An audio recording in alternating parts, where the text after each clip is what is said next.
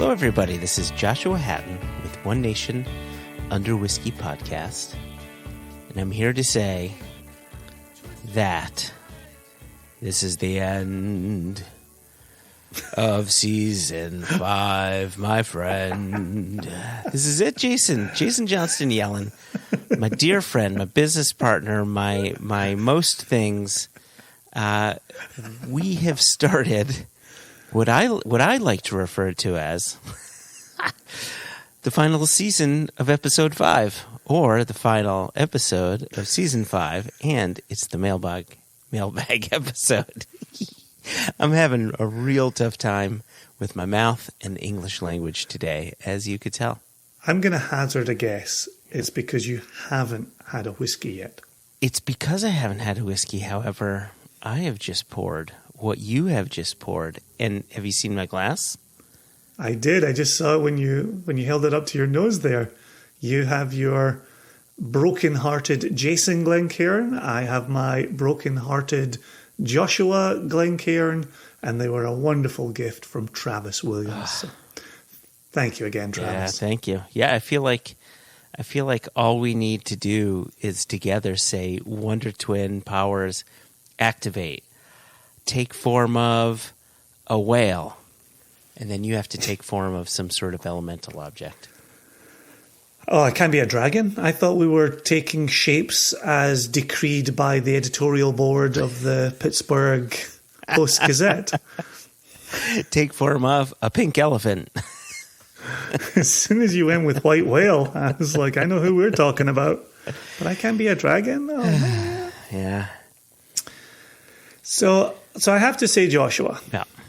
these many months we have been dealing with, in your introduction, Jason Johnston Yellen, Jason 3 names, and our very dear, our very beloved James Foster has been lighting up the inbox with logical concerns about this moniker.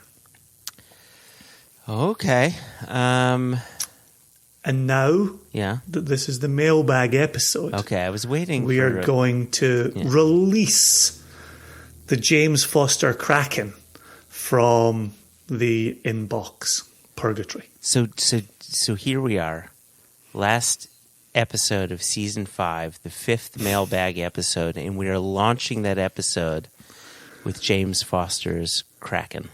And we are. It's always the Kraken with James. So the subject here is 3 names, ? Nope, period. It's a significant subject, isn't it? Oh, uh-huh. Yep. So we don't normally throw the dates in, but I'm gonna give dates in just a moment here because for a reason. But James simply wrote, sorry, period. Jason, that's in quotation marks, that's in air quotes with a period. Johnston, air quotes with a period. Yellen, air quotes with a period. Jason 3 names, air quotes. That's 4 names. Unless you mean Jason, comma, Johnston Yellen, comma, and Jason 3 names. But then Jason Johnston Yellen would be incorrect. Oh my God. Why did you choose the one email that breaks my brain? So here's why I chose to do it this way. Okay. Because we are entering into the mailbag episode where we are going to be covered in questions.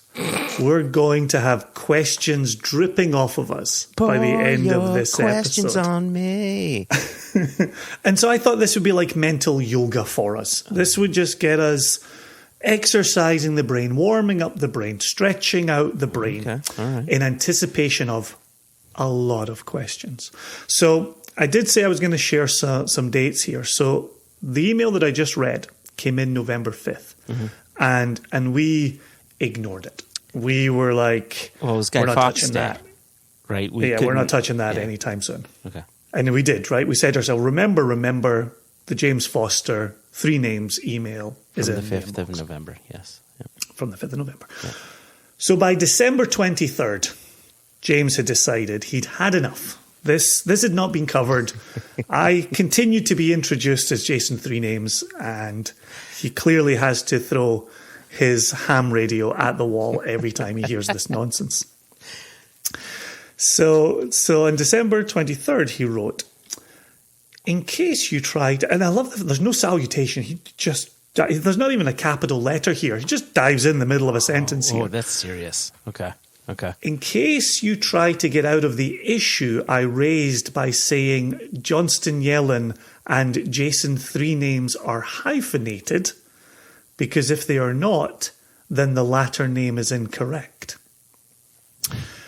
The first time you called that guy that thing, I'm the guy here. Okay.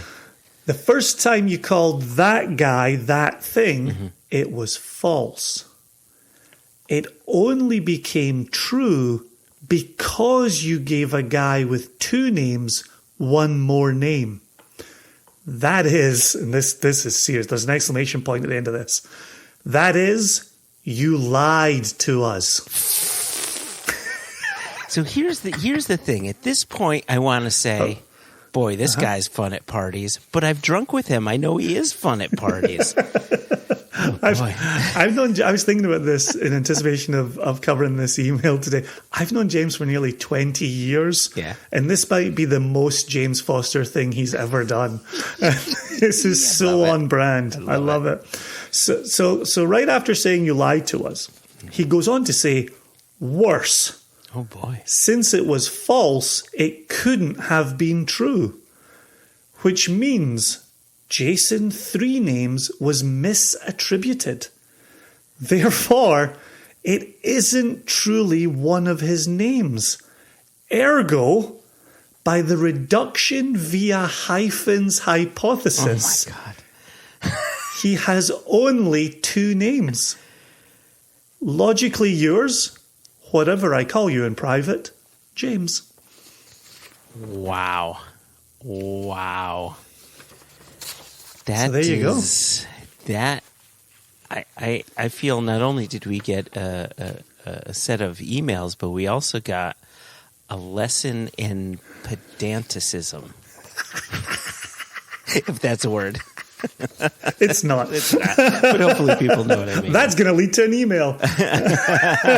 Pedanticism. But what I like about this, and you and I in recent episodes have talked about Zeno's paradox, right? Yeah. And the idea that you can actually never get to a final destination because you're only ever covering increasingly smaller fractions of space-time. But what I like about it is Jason 3 Names didn't exist until Jason 3 Names was used, because Jason Johnston Yellen became the 2 names that led up to the 3 names. However, as your middle name is Morrissey, my middle name is Neil. And so we did cover Jason Neil Johnston Yellen, so where the that Johnston would be Yellen 3 is names. hyphenated. So that's the 3 names. It just to be. But then James's concern is, Go ahead. but then if you create the nickname Jason 3 Names, that's a 4th name. So I'm no longer Jason 3 Names, because I'm Jason Neil Johnston Yellen and Jason 3 Names. That's 4. I would really enjoy moving on to the next email. Here's a high and tight one for you. Okay, Jelani Alexander Okay. asks, hey, J and J and J. I think, if I'm doing this right, all 3 of those are attributed to me now, right? Joshua Hatton. I think that's what it was. Here it comes. High and tight. Any chance of a Springbank release from you guys in the future? Love your bottlings. Keep it up. Jelani. Wow. The anti-Foster. The anti-Foster. Yeah. Listen, it's tough, man. You know, we've talked about it on the podcast, and I feel as if we've been guests on other people's podcasts where we've talked about this a little bit as well, where if you had asked, Jelani, if you had asked that question 5 years ago, 4 years ago, we would have said, yep, we could definitely get a spring bank, but the pricing just seems kind of ridiculous. It's kind of high. For an 18-year-old spring bank, we'd probably have to charge £250 or $400, and it just didn't seem of value. And then, but we said, you know what, let's keep our eyes open. But then as time goes on, the number of spring bank casks available is reduced, and the cost associated with the spring bank cask only goes up. A really good example, and without going into too much depth, I remember a period of time, and this was probably across 3 to 4 months, Jason, where you, me, and Jess were looking at price lists, and we saw a spring bank cask for around £55,000, somewhere around there. And fast forward just a few months, and we see a similar cask, not the same cask, but a similar cask for £250,000. And that's from a broker. That's, we go to brokers to buy these casks, and they're selling casks at what we would call punter pricing or quote-unquote cask investment pricing. And the brokers don't own that cask. They're probably selling it on for a private owner, and that private owner is trying to take a chance on a much higher priced cask in the hopes that another private owner will buy it as a prestige piece or something like that. Really, really, really quick example. Someone had posted on the Facebooks just last week about a cask of 11-year-old unpeated bourbon cask Bruichladdich that was being sold for £31,000, and you get, let's call it 185 bottles.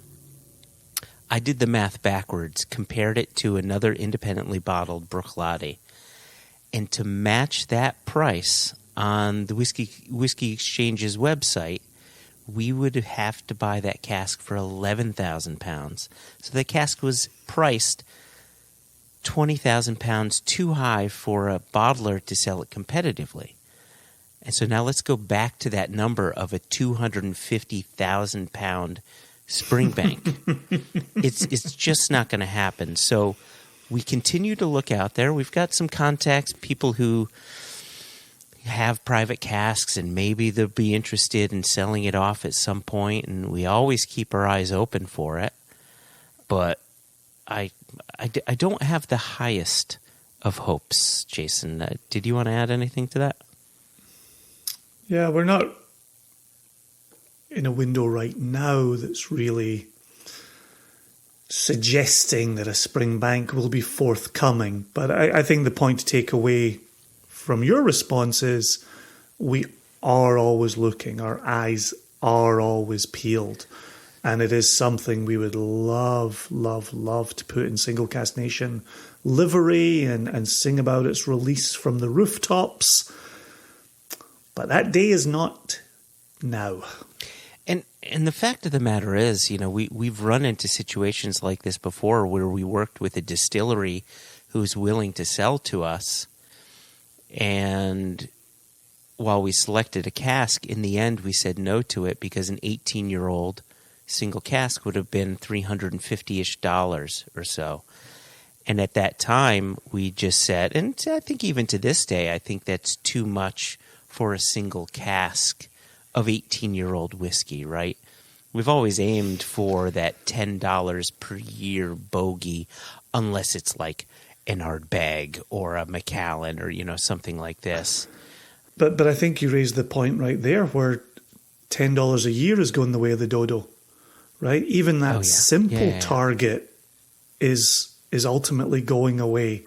And it's a question of, can you get casks that let you do it at $11 per year of maturation, $12 per year of maturation? The market is rapidly, I was going to say radically, which is also true, but it is rapidly changing.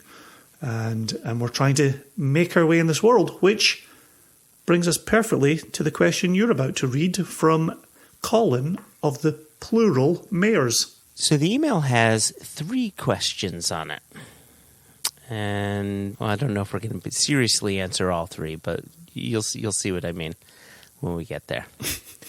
So it says, are we gonna answer them one at a time, or do you want to read all 3 and then we'll go back? well, you know what? Let's answer them one at a time. Why not? Okay. Hello, J&J. Just a few questions from me for the mailbag episode. And Colin, thanks again for reaching out. He's been really good about reaching out, really good interaction from him. So I'm very excited. Good lad. Question number 1. What would be easier and what would be harder about starting Single Cask Nation in 2022 compared to when you started?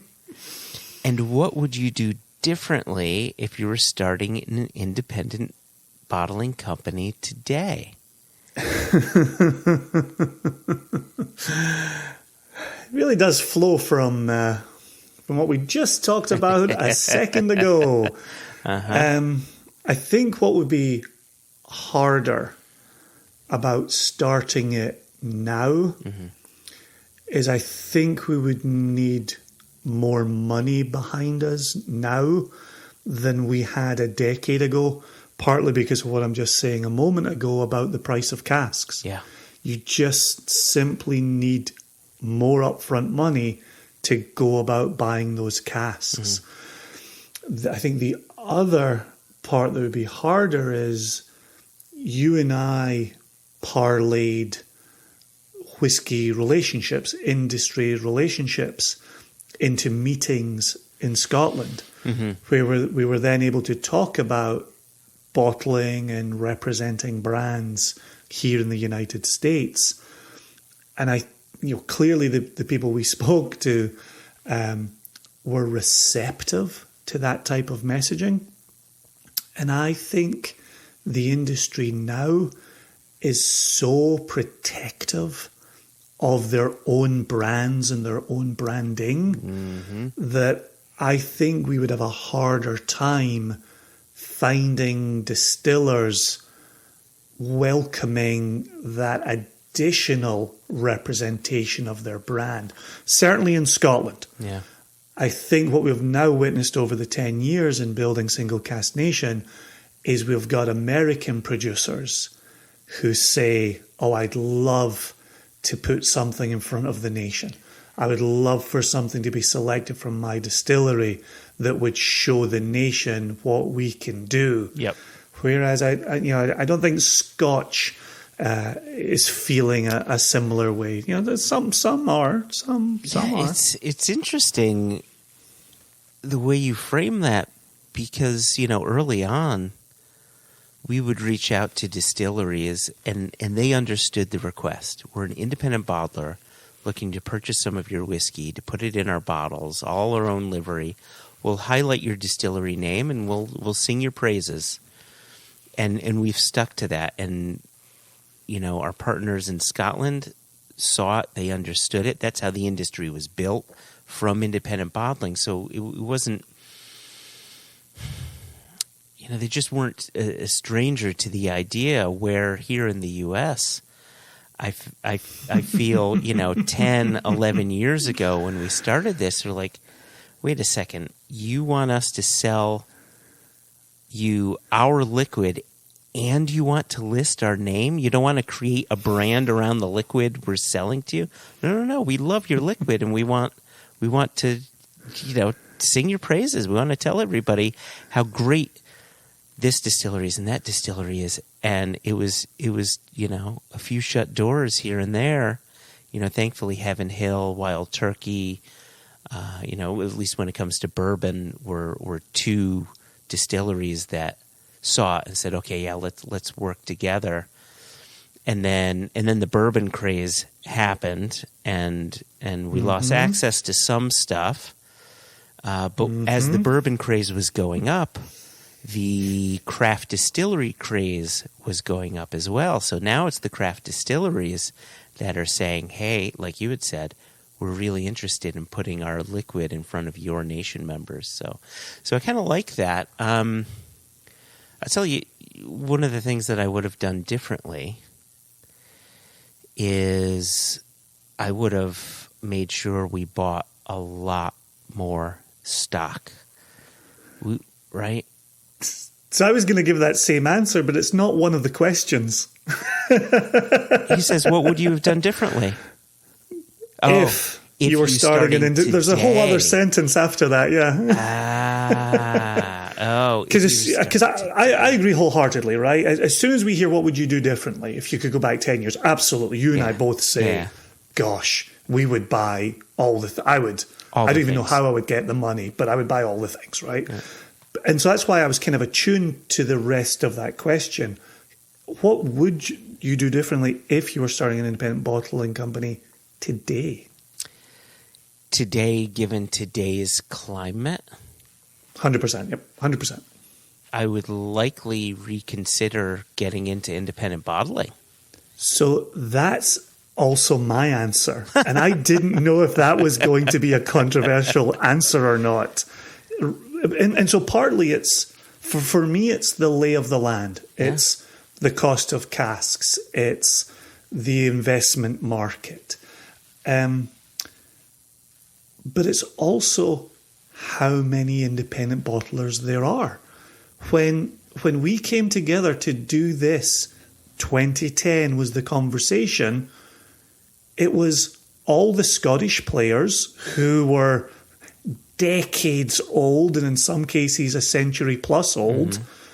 And there was nobody in the US doing what we were looking to do. Yes, there was the SMWS doing their version Wild of independent bottling. For a little bit. Yeah. Right.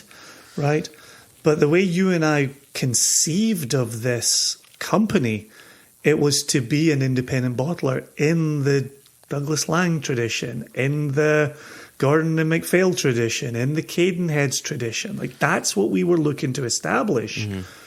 And now there are so many, I don't know if I would want to throw my hat into the ring. Well, yeah. There's just far less liquid on the market.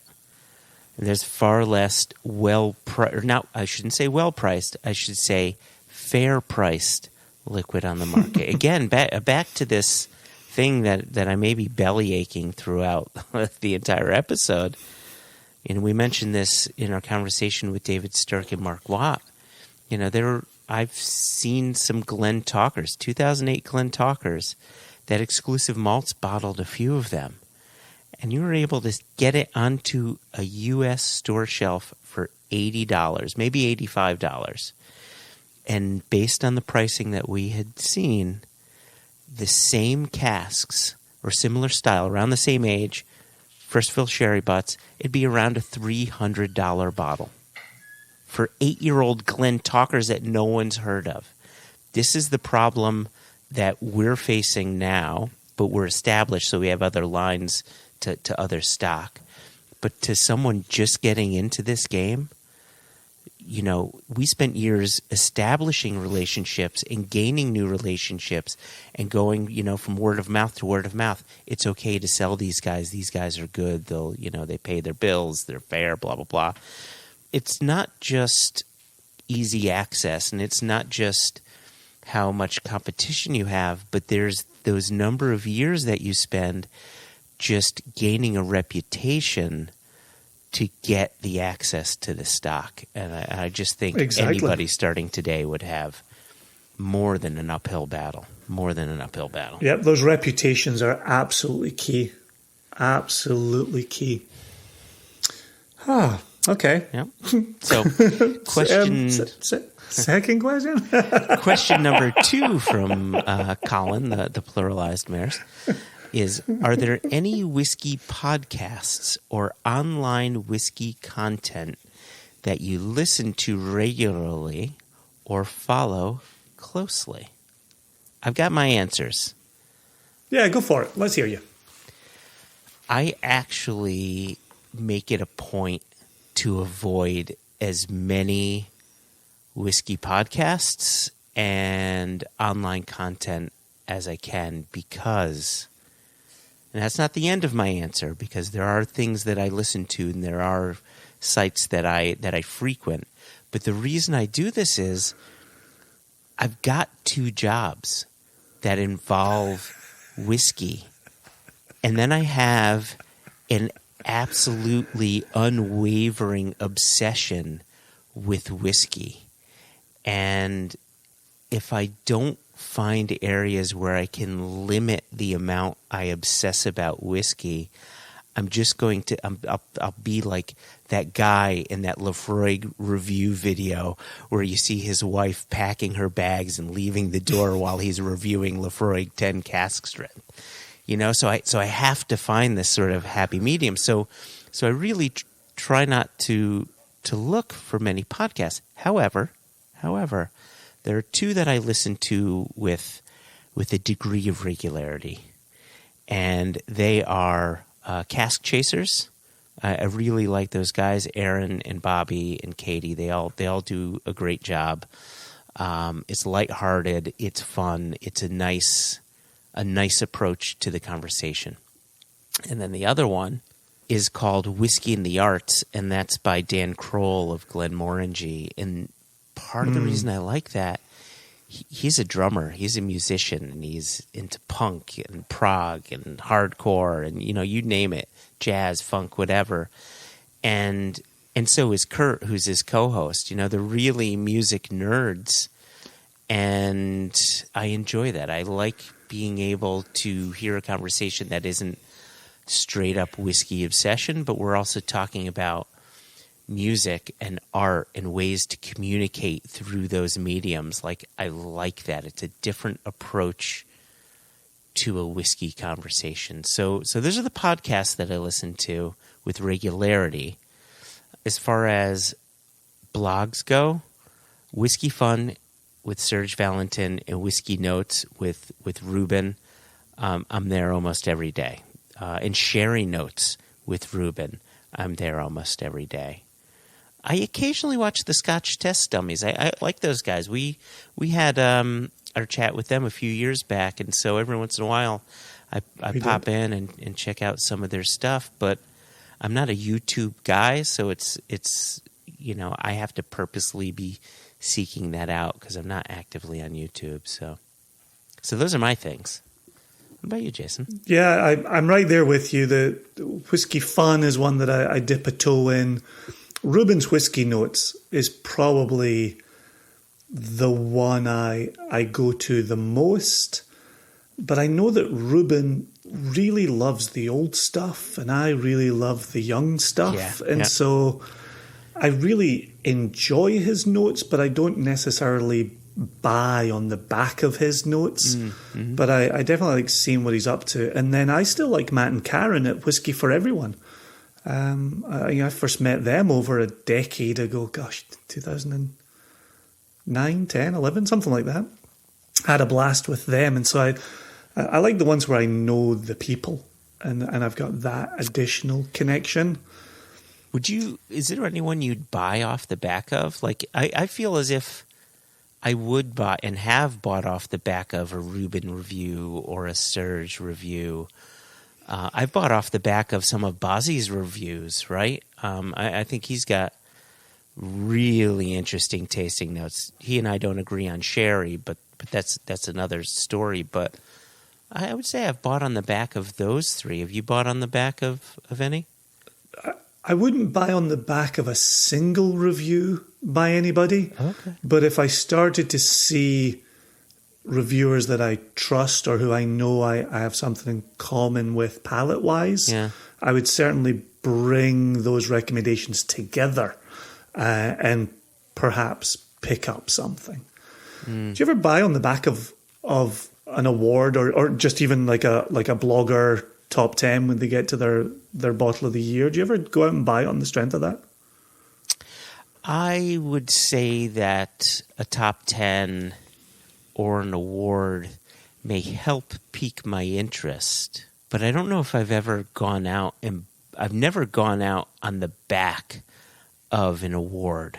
it's always piqued my interest, but kind of like you had said, it's you're just trusting someone else's palate, and it may be good or may not.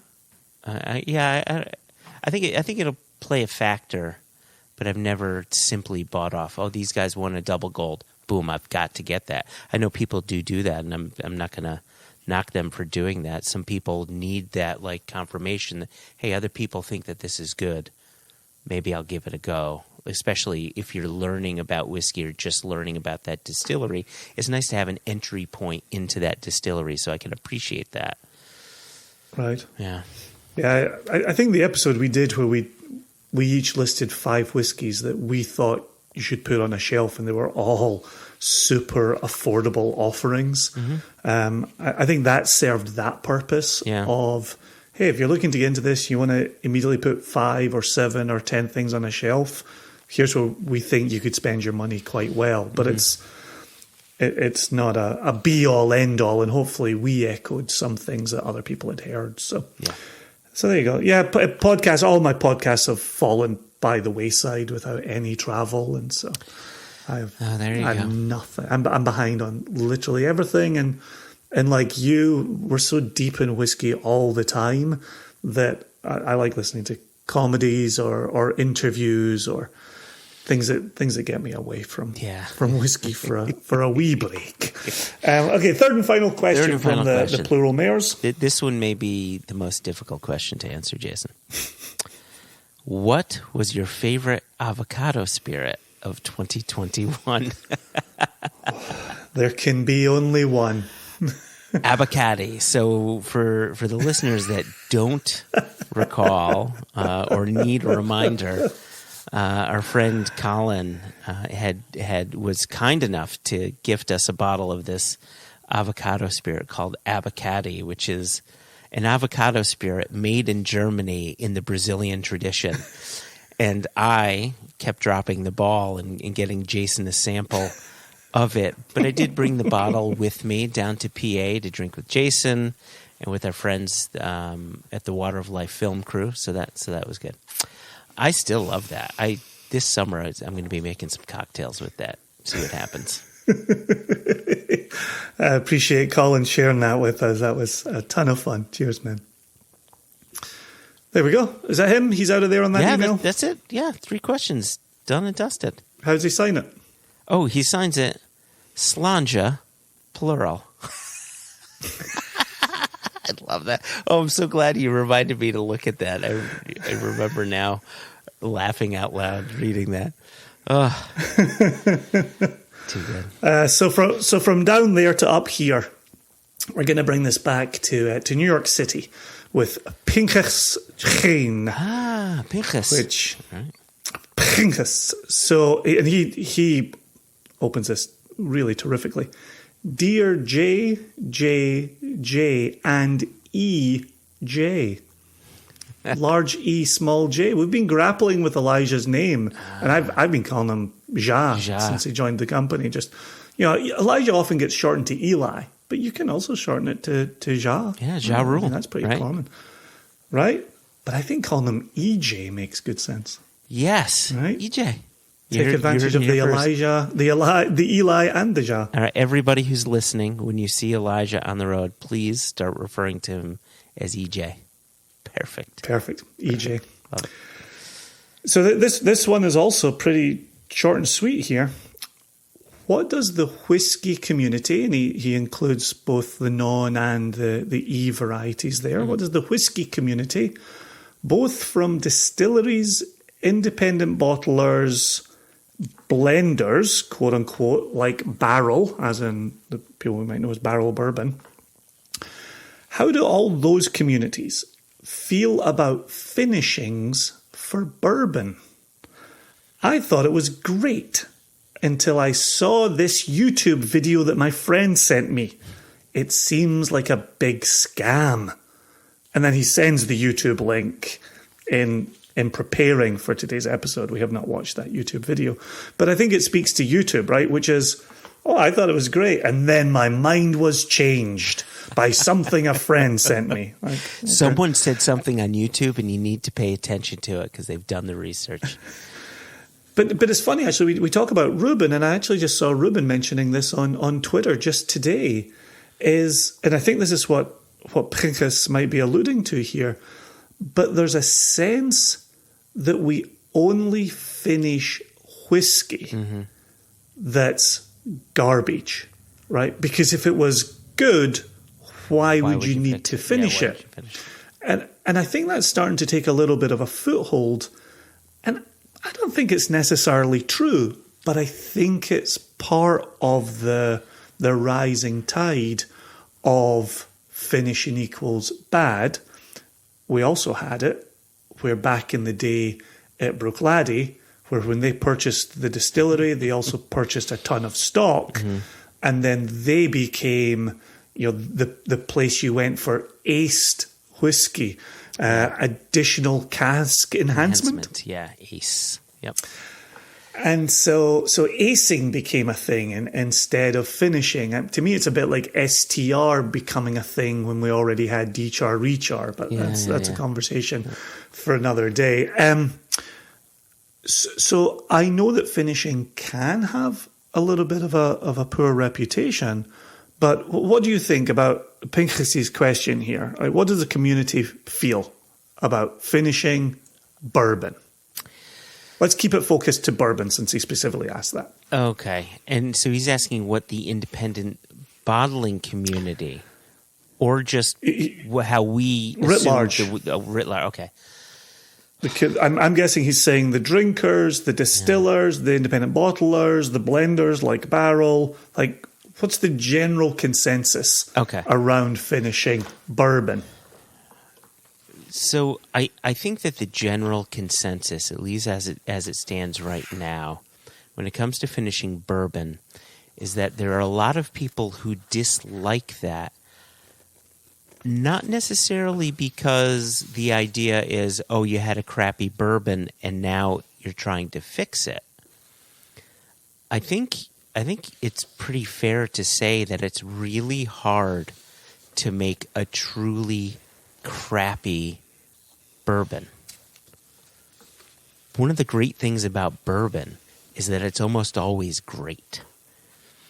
Even at 2 years, 3 years of age, you can have just a really nice sipper. The problem with bourbon is that I'm not going to say bourbon just tastes like bourbon, because there are variances to be sure and nuance to be sure. However, there is a very specific box, or I should say cask, that bourbon fits into, and that's new charred oak. And you can't really build flavors outside of that. You can try to get interesting with grains. You can try to get interesting with yeast, but you can never do with grains and yeast what you can do with a sherry cask or a port cask or a mezcal cask or something like this. And so I think those that say, don't finish my bourbon, I don't think it's coming from a place of you're trying to fix something that's a bit broken. It's coming from a place of don't mess up my traditional product. Meanwhile, some of the bottlers are saying, how do we differentiate ourselves from everybody else who's putting out a bourbon? If we had a line to a good amount of bourbon, the first thing that I would want to do is see what types of casks we could finish it in that would, A, make sure the bourbon retains its bourboniness, but B, helps to just build upon that. And I think the Wild Turkey release where they finished it in the Oloroso sherry casks, a really good example of a bourbon finished in another style of cask where the bourbon retains its spirit character, its original cask character, but just has some other things going on and is balanced in a beautiful way. I think when it comes to the Scotch whiskey side, however, this is where I may disagree with you a little bit. I think, by and large, a lot of the finishing is done because the liquid needs to go in a direction that it's currently not going in. It could be not so great. It could be a bit one note. We've done it ourselves with our right. The first time we did it, our Cambus 28-year-old. It was a decent little drinker, but it needed something else going on. So we had it put into a muscatel cask for 6 months. it retained its cambusness, but then became strawberries and cream and wafer cones, and it just became so much more. And so I feel as if that enhanced the whiskey. It needed it. I've heard that term. but I think what's striking there is when you and I always have our single cask bottler's hat on. Yeah. And I could see if you were looking to put out a consistent product, you would want to use some finishing to round out some of the edges that come from just straight up cask maturation. And so that finishing would give you a consistent product that might not necessarily speak to the quality, good or bad, of the cask you're purchasing, or casks, plural, that you're purchasing. I think it could, but I also feel as if a finishing regimen to create a more consistent product could potentially add on a bit more work, right? Because you're already dealing with, say, bourbon. Like let's use Glenmorangie Lasanta as an example, right? 10 years in bourbon, 2 years in Oloroso, and I think there may be some PX in there. And all you're doing is you're adding in 2 new cask types to potentially make your blending job at the end a bit more difficult. I don't know. I don't know if it makes things easier or if it makes things harder. I imagine it might offer up its own challenges. Sounds like a question we need to ask a blender. Yeah, right. Paging Stephanie McLeod. But I also think what's telling in the question here, to bring this back around to bourbon, thank you. is this sense of tradition. And in season 6, we'll have one of our very early episodes is with a non-traditional producer. And I took something away from that interview, which is there are millions of consumers. And to think of consumers as a monolith is a mistake. Mm-hmm. And so on one hand, we can say, oh yeah, there are a ton of bourbon drinkers who are completely against finishing and think it comes between them and the tradition of their bourbon. Mm-hmm. And they can be perfectly correct about that. Mm-hmm. There are also millions of bourbon consumers who love a finish, who love a bit of angel's envy, right? Yeah, good point. And Yep. and are more than happy to drink that because they like the flavors of it. And so I don't want to sit here in today's mailbag episode and say, oh, the community feels this way or that way about finishing in bourbon. I would just give the answer, some people totally love it. Some people totally hate it. And if you hate it, you don't have to buy it. And if you love it, there's somebody out there for you. Yeah, I just feel as if the people who are against it are far more vocal than those for it. Yeah, because the people for it are just quietly drinking it in the privacy of their homes. Right, it's like going they're not on Reddit, they're not on Twitter, they're not blasting their opinions throughout the world. Yeah, I love, look, we record a long-ass whiskey podcast that tens of thousands of people listen to.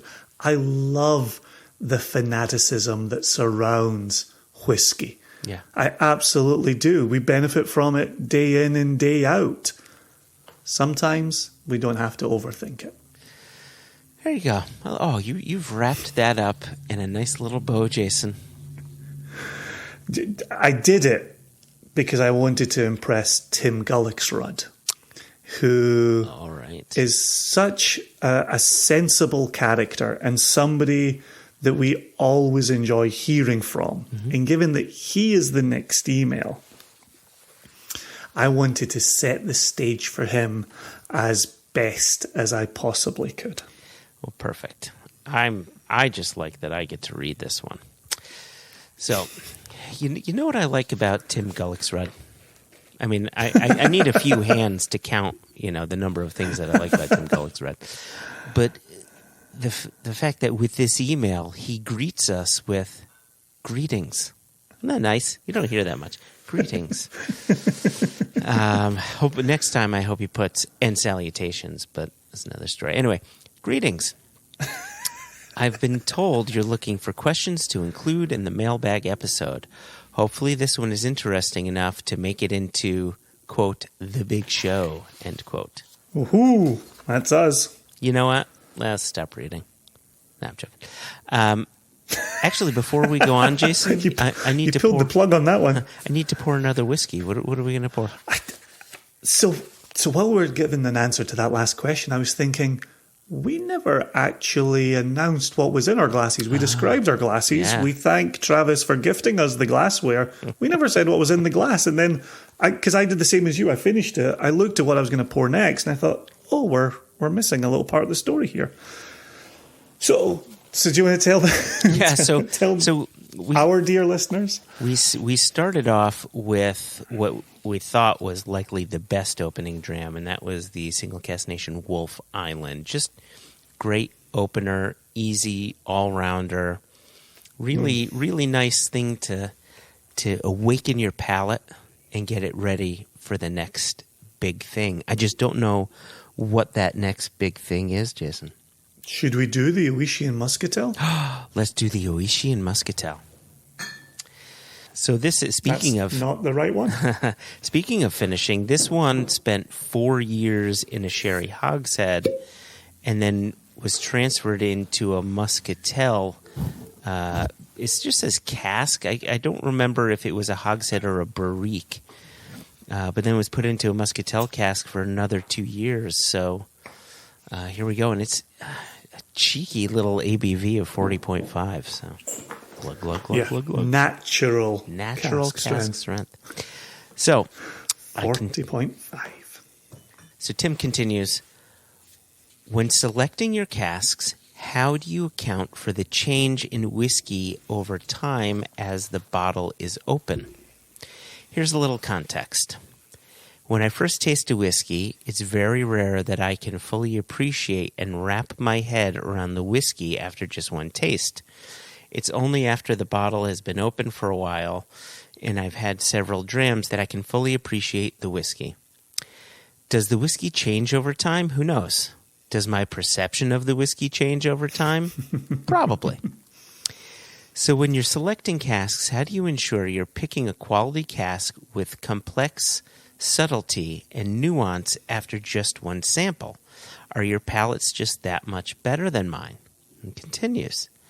That being said, there was a One Nation Under Whisky episode or two where you gave listeners a brief, quote, peek behind the curtain to, quote, see how the sausage was made, end quote. And you let us listen in as you talked us through selecting a few cask samples. Fascinating stuff. And he's got a little thing after that I don't know if we'll get into. Let's answer this question. I can tell you, I don't know if you think about this, Jason, but when we're tasting cask samples, I don't actively think about how that whiskey's going to evolve as you slowly work to drain the bottle. Like, that never enters my mind. We don't talk about it. Does it enter your mind? No. Yeah. No, and actually, as much as we've joked about this rising tide against the neck pour, and periodically over podcasts and episodes, we've talked about the oxidation of a whiskey as you do drink through a bottle. I just think there are so many variables to the life an open bottle can live on a shelf that I don't think we could even begin to guess at what a cask is going to do. What I would say is, as we are choosing a sample, and as we've talked about, like, we will only have one sample of that whiskey, invariably 100 mils of liquid or less, to make a decision where you're spending thousands of pounds or thousands of dollars. You don't get a long time to really sit with it and think deeply. But over this decade plus, our method has really won out. And the fact that we look for texture in the mouth while looking for a thread that goes from nose to palate to finish. We're looking for the very best samples that we possibly can. Even to Tim's point here, on the consumer side, you can think about that liquid sitting in the glass bottle on your shelf. For us, there can sometimes be months between getting a sample, selecting a sample, buying the cask, getting that cask into the bottling line, finally into glass. So it can have an additional bit of life in wood after we've selected it. And I think if we started to try and get too precise, we'd become too precious. Yeah. And we may ultimately not end up selecting anything ever. And there have been occasions where I really like that scenario you brought up, right, where you buy a cask based on a sample, you eventually get it to the bottling hall, and you eventually get it into the bottling schedule, and that could take many months. In some cases, we've asked for new samples of that cask to see where it is or see how it's progressing, because sometimes that can really, really go on. So that's where yeah, go ahead. Can I add to that? Yeah. Where look at the dram we just finished, the Wolf Island. That was us bringing together 6 casks, but there's only a finite period of time to introduce those casks to one another, to get them mixed together to go into bottle. But my guess is if you open up, I know what you're going to say in response to this, if you open up that Wolf Island in 30 years' time, those molecules will have married in such a way that will be a different single malt in that bottle in 2052 than it is in 2022. And what do we keep talking about, right? 1970s Johnny Red up against contemporary Johnny Red, right? They're completely different beasts. 2 different animals. And partly it was distillation, it was casks, it was, the passage of time, but there's no control for any of that. And so while I agree with what Tim's saying here, there's no control. You can't put something next to it and say, here's 2 identical whiskies from the same cask that have lived the same life. How do they taste? Yeah, I do wonder, because we pay so close attention to texture, if that helps the liquid in some way withstand the test of time to maybe change a bit less. But if I'm being honest, I really like watching the evolution of a whiskey in a bottle while I slowly drain it over the course of 2 years. And it takes me a lot. I've got a lot of bottles, and it takes me a long time to finish these bottles. And I like seeing the changes. And to Tim's point here, is it the whiskey changing? Maybe. Is it my palate changing? Probably. Could it be both? Right. Right. But that's what I mean by there's no control. Yeah. Yep. Right. Yeah. There's no control to put next to that experience. The experience is the only thing. It's a great question. I love this question. And there have been some whiskeys that I think have improved through time in the glass. I mentioned it last season when we had our first or second interview with Dr. Bill Lumsden, where I had gotten a bottle of cake, and I was so scared that he was going to ask if we liked cake, because I would have just been honest and said, yeah, I don't really like it. But then I waited. As long as he didn't ambush us with cake. Cake in the face. But then I let time pass, and I retasted cake and found a whole new appreciation for it. So anyway, there's a bit at the end here, but I'm not going to bring that into the conversation. But he just says, cheers, Tim Gullick's Red. Brilliant. Absolutely brilliant. And he didn't compliment your perfect pitch, so I'm okay with that email. If he could turn back time, he would ask me about my perfect pitch. Here's a name that was new to me. I don't know if it's new to you or not. Kevin Dunlop. Kevin Dunlop. Have you seen I know anywhere that in the name. socials? Yeah. I definitely know that name. Okay. Okay. Well, you're about to forget it in 1 second because the salutation is, hello, Jason and Joshua. Kevin who? Fred who? Hey, Kevin for the win. Well done, sir. So here's a little something I noticed as our emails were coming in for this episode. A lot of our listeners have taken a page out of our book where they're just... They've got something to say and they're going to take their damn time saying it. And I love that. I absolutely love that. So here we go. You'll hear my point in just a second. This is from Kevin. Fred McIntosh. I forgot his name.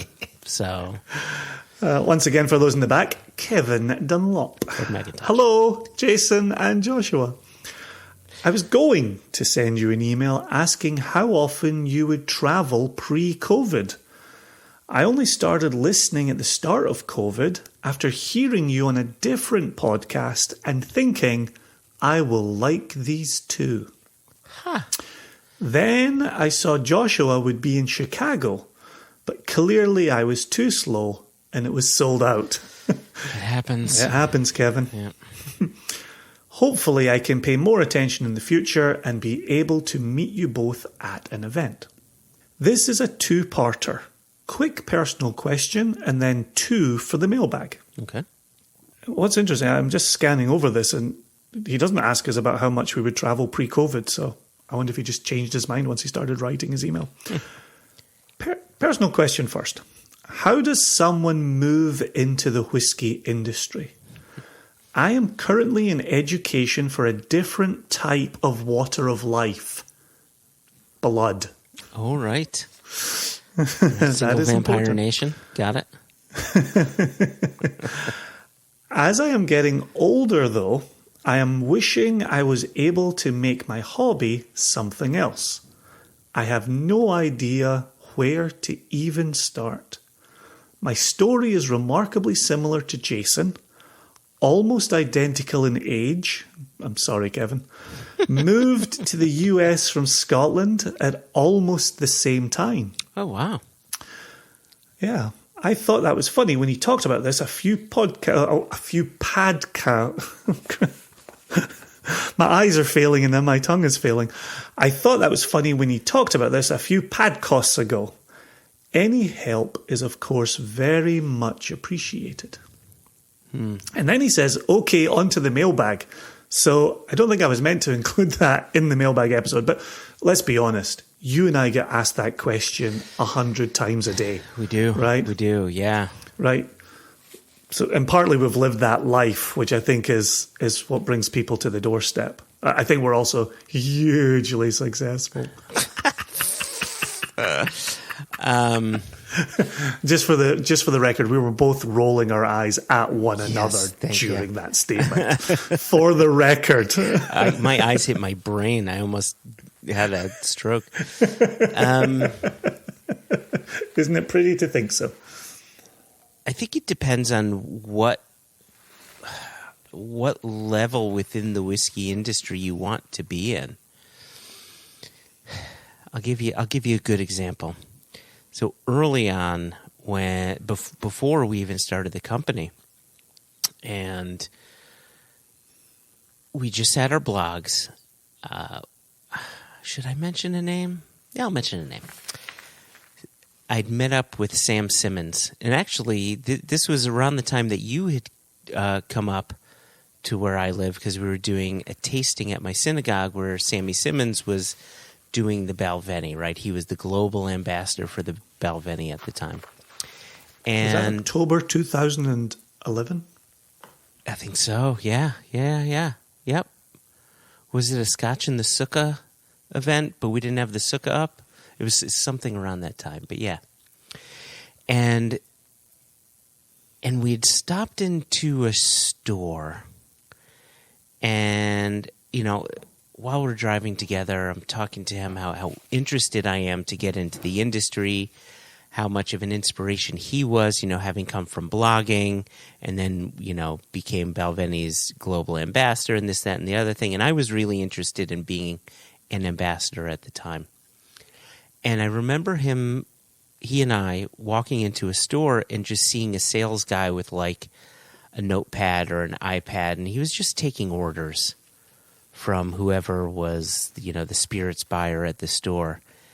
And he had turned to me and he had said, "Is that the type of position in whiskey that you want?" And I looked at him and he started shaking his head no, because he knew the answer. That wasn't right.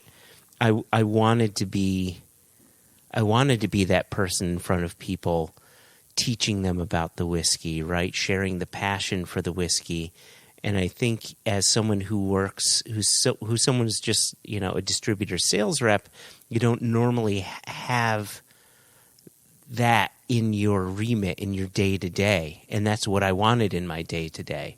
And so the easy answer was, no, that's not what I want. So I guess for Kevin, it really depends on what you want. Are you interested in brand ambassadorial stuff and in leading tastings or doing events and things like that? If that's the case, you can always go to events and just offer your services.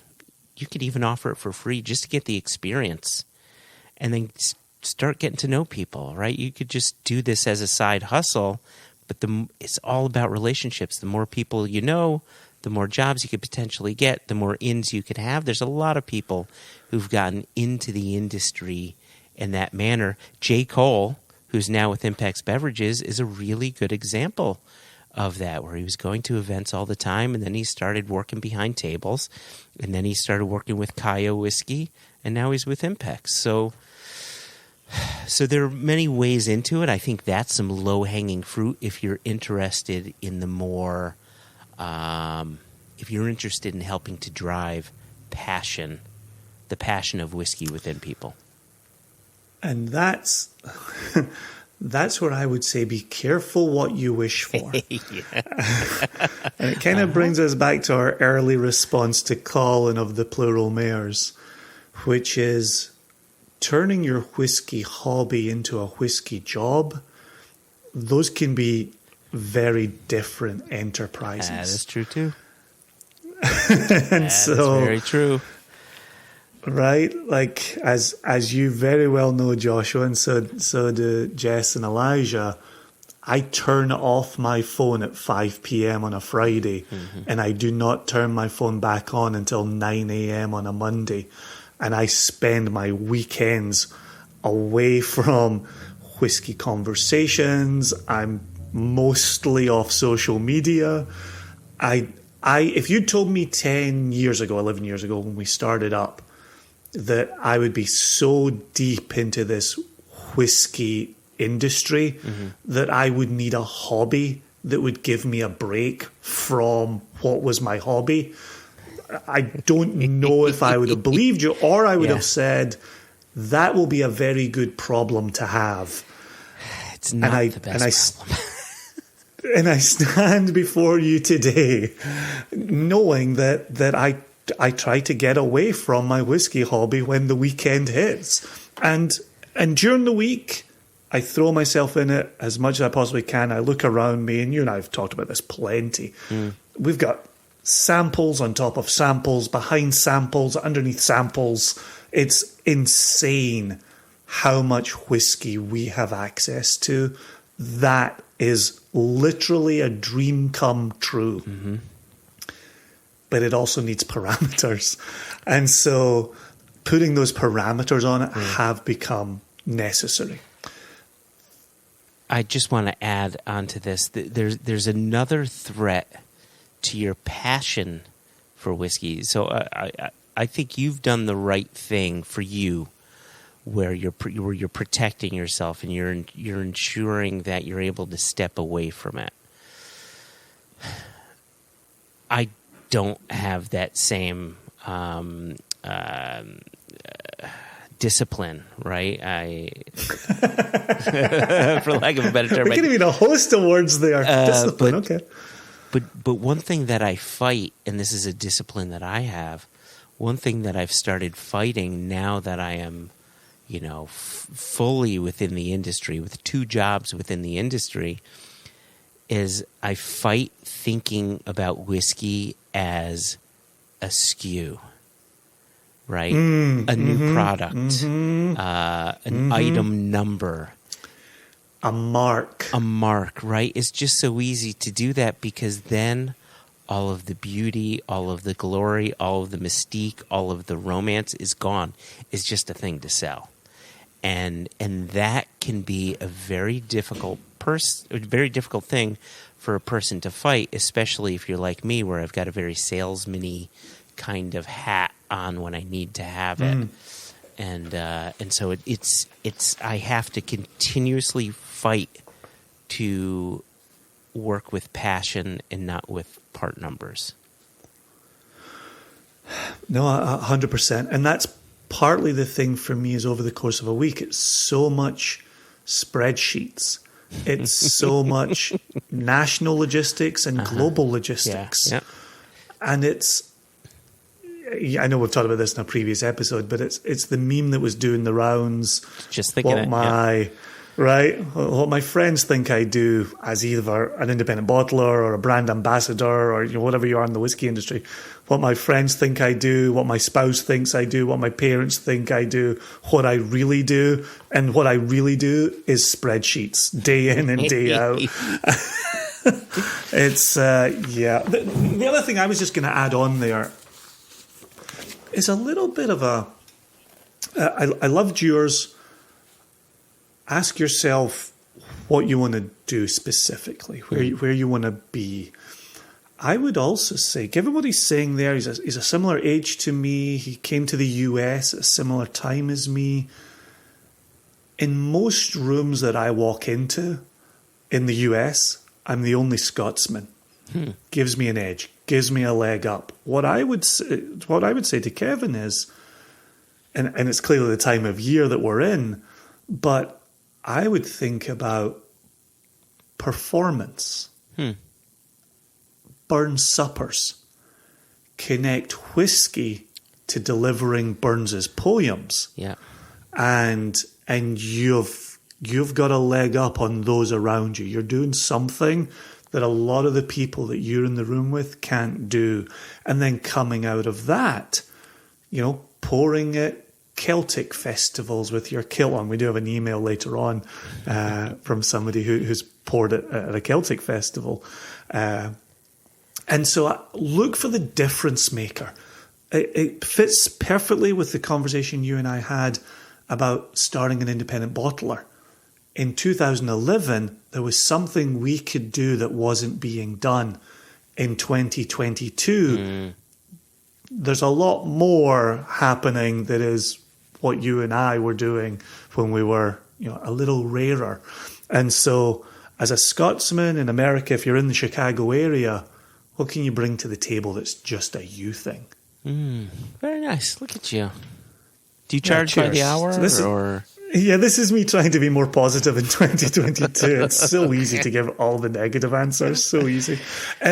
So he says, okay, onto the mailbag. He's got 2 questions. I'm going to do what we sometimes do is I'm going to take one of his questions and I'm going to bring it into the introduction of season 6, episode 2. Give us a chance to have a wee chat about it. Oh, all right. Yep, that's cool. Okay, so answer half now, answer the other half, season 6, episode 2. Got it.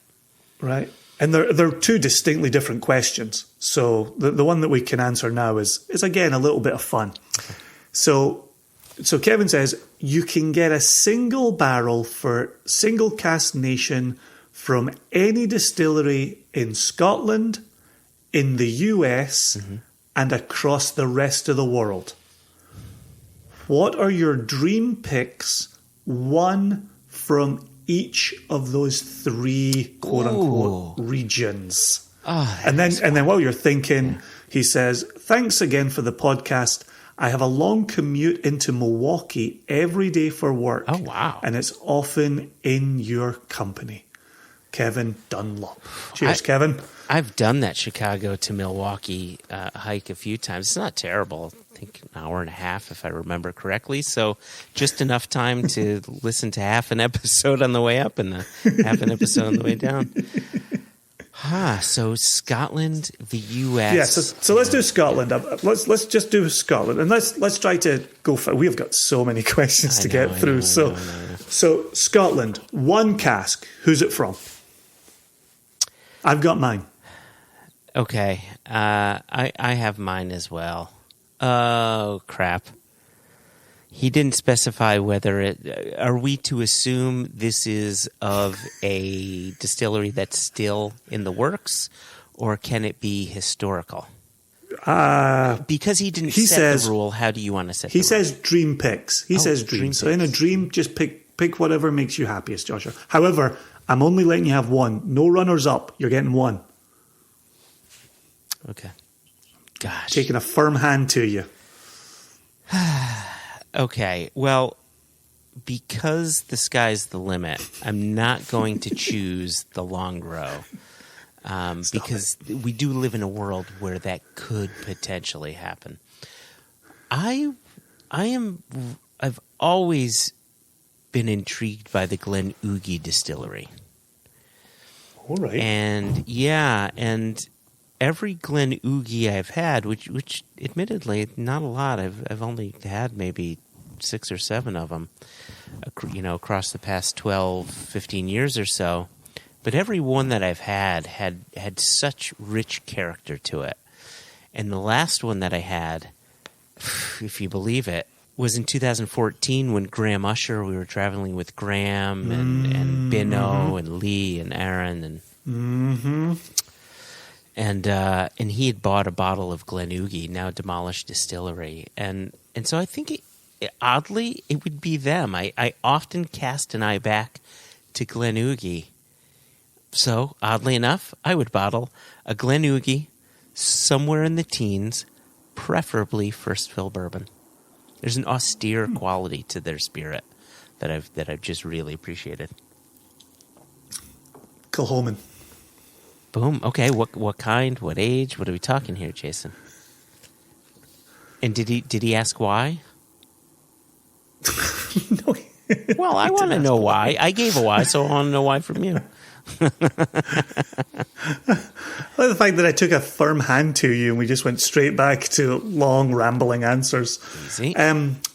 Kilchoman, it's what we talk about with Jared Card. It's what we talk with Elijah, Jess, Travis Williams. Young, 4 years old, first fill bourbon. Boom. Done. A redo of how we launched the company. Oh, I like that. Okay. Speaking There of which, you go. I'm gonna pour a Kilchoman right now. Oh, right. I'm still drinking the Oishi. Slacker. Come on, drink that shit. we got some Kilchoman. Well, what's your U.S. answer? Good. My U.S. answer, I would really, really, really like to bottle a wild turkey that is of the caliber of Cheesy Gold Foil wild turkey. I know a lot of people would say, "What? Why aren't you saying Stitzelweller? Why aren't you?" Stitzelweller made fantastic liquid. There have been plenty of delicious Pappies and other brands that have used Stitzelweller from back in the day. I'm not going to knock it. It's amazing liquid. But the Cheesy Gold Foil, to my palate, is so extraordinary that I think it rivals many Scotch whiskies. And my preference is always with Scotch whiskey, and I think that this rivals the complexity of many Scotch whiskies. Yeah, you've said that before. It's absolutely spot on. I'm going to go into the Wayback Machine again. I would love to bottle a second named Heaven Hill.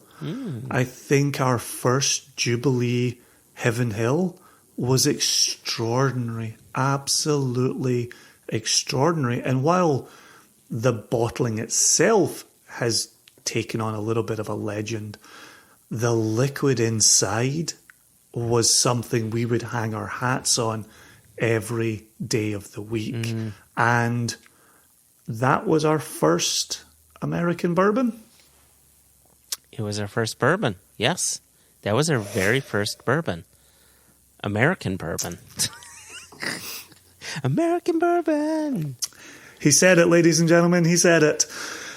And rest of the world. That's tough because we've bottled a fair few rest of the world, right? Milk and Honey, Amrut, Paul John. We've not done a Cavalan. Well, here's the thing. I think I would want to do a Cavalan, but I would be really hesitant to do Cavalan and sherry. I know a lot of people, right? Fresh bourbon Cavalan. Yeah, like a fresh bourbon Cavalan. It so was. I think that could be a damn good bit of fun. You know that quality in Cavalan that makes people just absolutely fall head over heels and buy it out in seconds? Yeah, we're not going to bottle one of those. I tell you what, we're though, going to zig when others are. And I'm 100% with you. I'm not even making fun of. Well, I'm making fun of you, but I'm making fun of us because I'm 100% with you.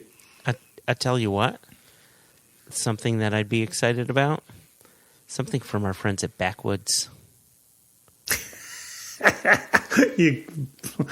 Well, mazel on taking my answer, so well done. I'll let you say it then. I'll let you say it. Go ahead. No. You got Cavalan and Backwoods. There's no reason why I should get an answer.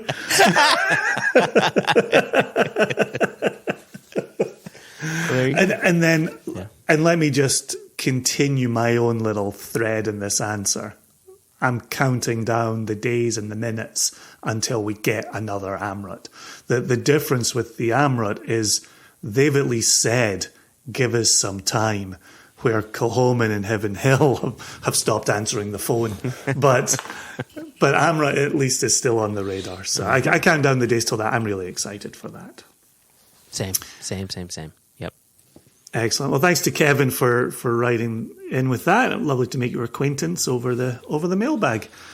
Joshua, you've got Mike Medlin in Woodland, California.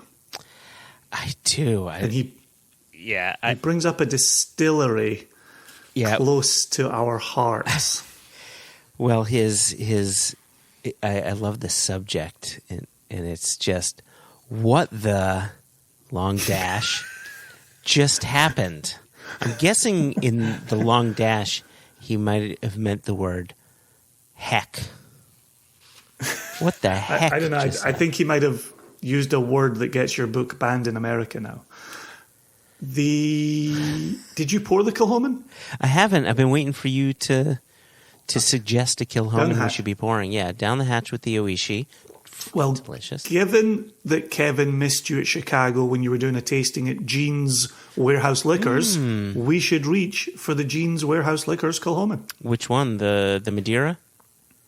Or hey, I only have one. Okay. What, you sandbagging me over there? No. I couldn't remember if I sent you the bottle of the PX 100% Isla. Our dear listeners already know the answer as to whether Joshua sent something out of Guildford or not. Okay. So I've poured my Warehouse Liquors, Kilchoman, and now I'm going to read Mikey. I don't know if you know this. It says Mikey Medlin, so maybe he prefers Mikey. But he signed it Mike. So Michael starts it off with, "Hello, my good friends at One Nation Under Whisky!" Exclamation point. Single exclamation point. Smart. Let me just start by saying I'm a big fan of the Padcost and most of the ESCN products you put forth. I like the use of most. Let's see. Is that what we call foreshadowing?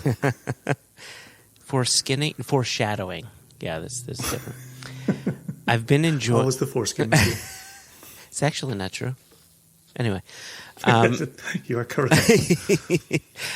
I've been enjoying the recent releases of Westport and Dumbarton and just took delivery of the Beanley, which should go nicely with this year's family Christmas dinner theme of Australia. Now, so just to be clear, this email came in on December 2nd. So if you're wondering, it's February now, what is he talking about Christmas? It's because we've been sitting on this email for a while. He goes on. Did he... Yeah. Do you think instead of turkey they had kangaroo? Don't they do wallaby? right? Koala. Nice. Oh, No, nice mashed koala. You do on the side. wallaby and you put the koala in the pouch. That's how you stuff a wallaby. An Australian turducken. And then you put that inside the pouch of the kangaroo. How would you say that? It would be a koala biru, a koala biru, a koala biru. Canwababla. It's like blah blah blah. Listen to me, blah blah blah. Blah, blah, blah. Anyway, fans of Arrested Development are loving that one. Anyway, he goes on. I'm also a big fan of the Kregelke distillery, though I must admit my selection of bottles has been limited to the 13-year, 17-year, and the Distiller's Art 21-year. I haven't had the wonderful selections, all. Yeah, I haven't had the Distiller's Art one, but the 13 and 17 are crackers. So when I heard that SCN had done a bottling of Kregelke, I fired up the old computer, found a bottle, and purchased it. Just my luck, it had a 10-year age statement, which should go well with my 10-year marriage anniversary this New Year's Eve. Hey, happy anniversary. I hope you stayed married. Happy anniversary. I hope you stayed married after opening this bottle. We'll see. Mostly still married. That's why I said most. I've been sitting on this bottle for a couple of months now, which sounds painful, but hopefully we're able to get up. And I opened it today to pour some samples as I swap with friends for other 10-year-old whiskeys to enjoy with my wife on our anniversary. I could not resist the chance to pour a small nip for myself in the process. So here's where it gets tricky. He says, now I've heard you mention in your podcast of baby vomit, but dear Lord baby Jesus, I was hit with full-on man vomit as the spirit reached the back of my palate. I guess it was foreshadowing. I don't know. Maybe this was, maybe this is the, quote, dark and pungent with earthy smoke, end quote, notes on the label. Am I tasting this right? It just wasn't what I was expecting following other Kregelkes that I've enjoyed. At any rate, love the show, love most of your whiskey, congrats on 10 years of business, and keep up the good work. Mike Medlin, Woodland, California. Yeah. Different things happen to different people. Well, there is an answer to this. Do you want me to take the lead on this, or would you like to take the lead? It was bottled by Big Bile. This episode is brought to you by Big Bile. So we asked this question of Stephanie McLeod when we had her on the podcast because, we said there was this interesting evolution that we saw Kregelke go through. Now, Kregelke is completely unpeated spirit. But for some reason, and I think part of that reason is their use of worm tubs and their aim to have a more sulfury spirit that would then age into other things. When you taste Kregelke up to around 10 or 11 years of age, there's a meatiness to it. There's a heaviness to it. Sometimes a sulfury quality that can translate into almost a funky peatiness. Jason, I remember you and I tasting with a broker who let us taste a sample of Kregelke blindly, and I think we said something along the lines of, "We will take this Lechig." Like, that's how funky and odd it was. And he's like, "Sorry." I do remember us saying that. And he said it's a Kregelke. And so the question to us was, do we like the style? Well, we love Lechig. We love Croft and Gaia. These are two really funky, meaty, heavy, slightly sulfury styles of whiskey. I think, Mike, if you go back to this Kregelke 10-year-old, assuming / hoping you didn't toss it all down the drain, you came at it from the standpoint point of a Lechig, if you've had Lechig before, or some sort of a funky, peaty, earthy whiskey, you might accept it a bit better and learn to love it. Because I think what's happening is you went into it with the context of Krgeliki 1317 and Distiller's Art 21, which are fruity, malt-driven, rich, and malt-driven. Very malt-driven. And they're going to be different animals because Krgeliki becomes a different spirit. And so you had one context, and you were presented with something that was wholly out of context. So maybe go into it with a different mindset. Maybe have a Lechig before that and then see what it does. You may actually find all of the fruit and some of the malt behind it if you start your palate with some context. Well, and that's where, again, on that episode with Stephanie McLeod, I'd mentioned the 8-year-old Krgeliki that Moscow Jim had introduced me to that was all strawberries and cream. Yeah. And I'm asking Stephanie, where are these strawberries coming from? And she'd said even that can come from the worm tub, that real bright red fruitiness. So I really like your answer there about the context of that and knowing the 13 and the 17 being very different from our 10. The thing that I keep returning to here, though, is this man vomit, because I agree with you, right? Sulphury, people talk about farts or rotten eggs. Meaty clearly comes up when talking about the worm tub. Oh, that actually reminds me, I don't think we have it in front of us today. James Foster sent us an email that simply said worm tub episode. Like that was it. That was as the kids say, that was the email. Worm tub episode. So I get those notes, but to get to this man vomit, and I'm thinking bile, I'm thinking sour, maybe milk that's gone off in a fridge. And I wonder if we could pull Mike's nose back around to that potentially being meaty or sulphury, given the change in context from a rich, malty, sherried Krgeliki that he's familiar with. Yeah, I wonder too. I don't have the bottle in front of me, but I do wonder if that was one of the bottlings where we had, an actual cork rather than synthetic cork. There is a chance that there may have been a corking issue. So I'm curious to know about that. So actually, Mike, if you're listening to this episode and you want to get back to us and let us know, hopefully you do this, right? You put the Krgeliki into context. We'd really love to hear your thoughts if you take some of this advice and see if that changes things and see if it's improved. And hopefully it has, because we always bottle under the assumption that the people who are buying our whiskeys buy our whiskeys because they enjoy our palate. Sometimes we throw curveballs, and we're fine throwing curveballs because we enjoy receiving curveballs every now and again. And maybe this curveball wasn't for you, but maybe you can find it was for you if you try this out. So we'd love to hear back from you if you give it a go. But just hearing this question, hearing some, I wouldn't call it constructive criticism, but just like, what's going on here. I love people asking us slightly more difficult questions and being really nice about asking them. So cheers, Mike. Yeah. Multiple responses to a single cask. Yeah. Speaking of single casks. All right.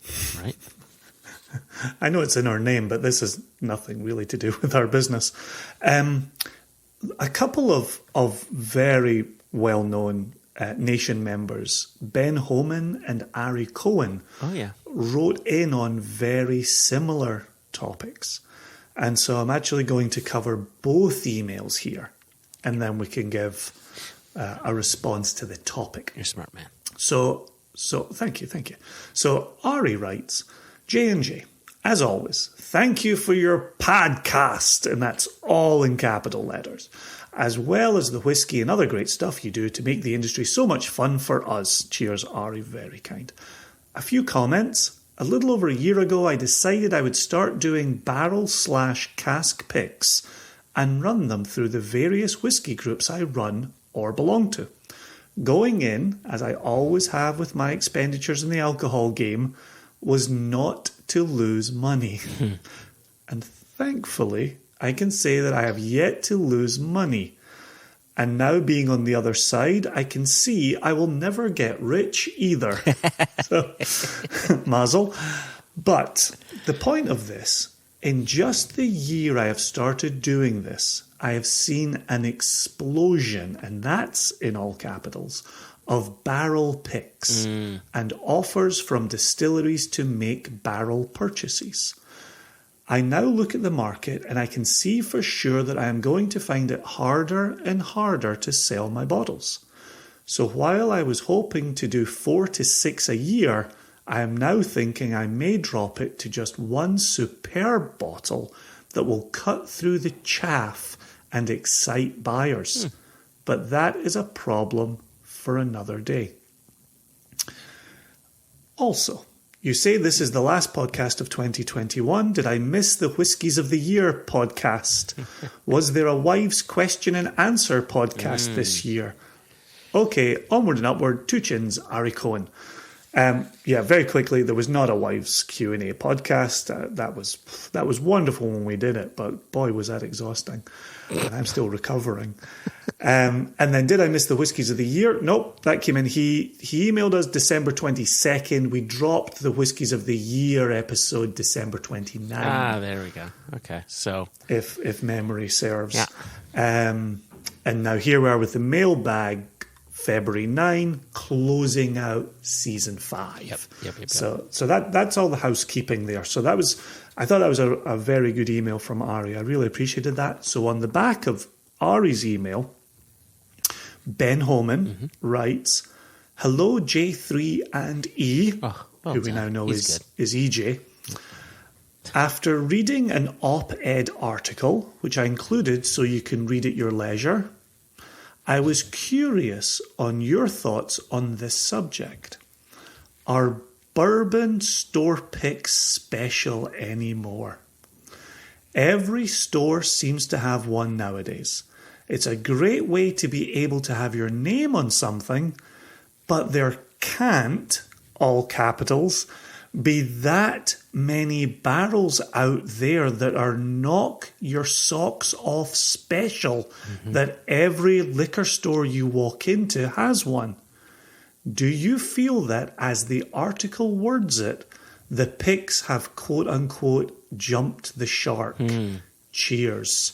And if, just for listeners, if you want to follow up with that, you can go to gobourbon.com and op-ed have private barrel picks jumped the shark will get you the article that Ben is referring to. So aren't those 2 lovely emails? 2 really great emails. And I've thought about that a little bit. I would argue that they may be right. And it's simply due to the fact that what I said earlier, right? Like, I think one of the great things about bourbon is it's always so damn good. And it's always consistent because it's always matured in a new charred oak cask. Yep, absolutely. Right? So I thought that was a good point when you raised it earlier. So your chances of having an off cask, I think, are going to be limited when compared to another whiskey producers that might use some used casks, ex wine or reused bourbon casks or something like that. So I would argue that all of those store picks are probably really good and for different reasons, but it gets to what Syndrome had said in Pixar's The Incredibles: if everybody's special, then no one's special. Right? If everything's good, then everything's just good and it's not special. You know, having said... I love that you just have that up your sleeve ready to go. I think about that all the time. Syndrome. And yet you don't think of, if Jason has 3 names, then he really has 4 names. Fuck, don't bring that up. Jason, I had just repaired my brain from having endured that onslaught of of words and truth and scariness. Yeah, I would argue that within the onslaught of store picks, there will always be outliers. I think that there are some people that are known for having really good selections, but I don't know if their selections are better than anyone else's selections, but their selections may be more in line with more people's palates than, you know, I don't know what I'm trying to say. That just something that might be more appealing to more people. And then you get a name for yourself, right? Then you become this guy or girl that picks casts, and you want to get one of those bottles because you know so-and-so picked it. I like Ari's comment here that instead of aiming for 4 to 6 picks a year, if you're doing it with a group of whiskey lovers and you're one among friends, go looking for that one unicorn, right? Put your time and effort and money into that. Because if you're a liquor store owner, you're looking to sell things to your consumers that your consumer will buy quickly and easily and reoccurringly, right? And maybe they'll pick up some other things off the shelf while they're in there, right? There's definitely a business aspect to the number of liquor store picks that we see. And I take away, this is a little bit like something I said earlier as well about the consumer and the power the consumer has. Just because a liquor store puts out a pick doesn't mean you have to buy it. And you don't have to buy all of them, right? And so I think it would be that, you know, but then you run into a very well-known problem, which is, but if I don't buy it, it'll sell out. And if this is one of the best that's been released, I won't have a bottle. I think it's okay to not have a bottle. It's really okay. Right? And so there's an aspect here that there is something really nice about a liquor store having its own pick, and it comes in that distillery's bottle with that distillery's label, and you get your sticker on it or your neck tag on it or whatever it is. You get to put a little bit of yourself on it. Once they sell slower, liquor store owners will be more judicious in what they put in front of the consumer. Yep. So the consumer has to kick that off by being more judicious about what they purchase. Power to the people. I like that. Yeah, the one thing that I was going to say about this is I found myself in a Four Roses rabbit hole. And there was a period of time where every shop had their own Four Roses. And there were you could do 2 different Four Roses single casks. You could just have it bottled at 50% alcohol, and you kind of get what you get, and you can put your store's sticker on it. Or you can go with their upper tier program and get it at full cask strength and blah, blah, blah. And groups would pick them and shops would pick them. And I got to the point where I may have 56 different, I had to say that quietly, I may have 56 different Four Roses single casks. And you know what I do? I open the bottle, I have a sip, I say, oof, that was good.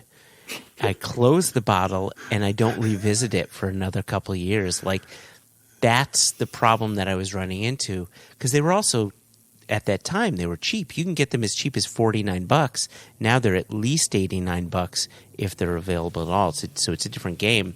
But I had that same thing.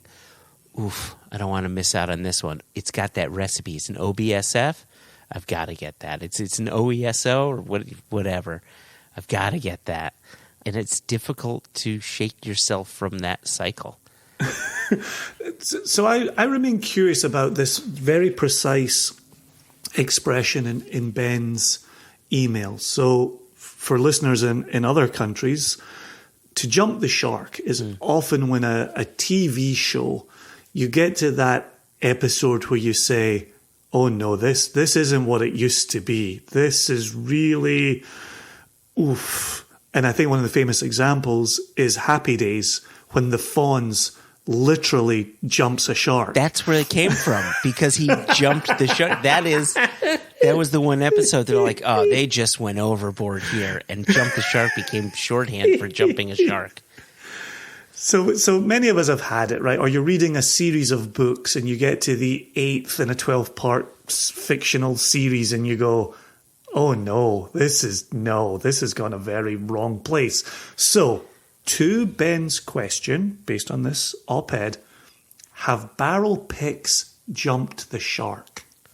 I would say that the picks haven't jumped the sharks, but the distilleries allowing for such a multitude of picks have made it so that the process has jumped the shark.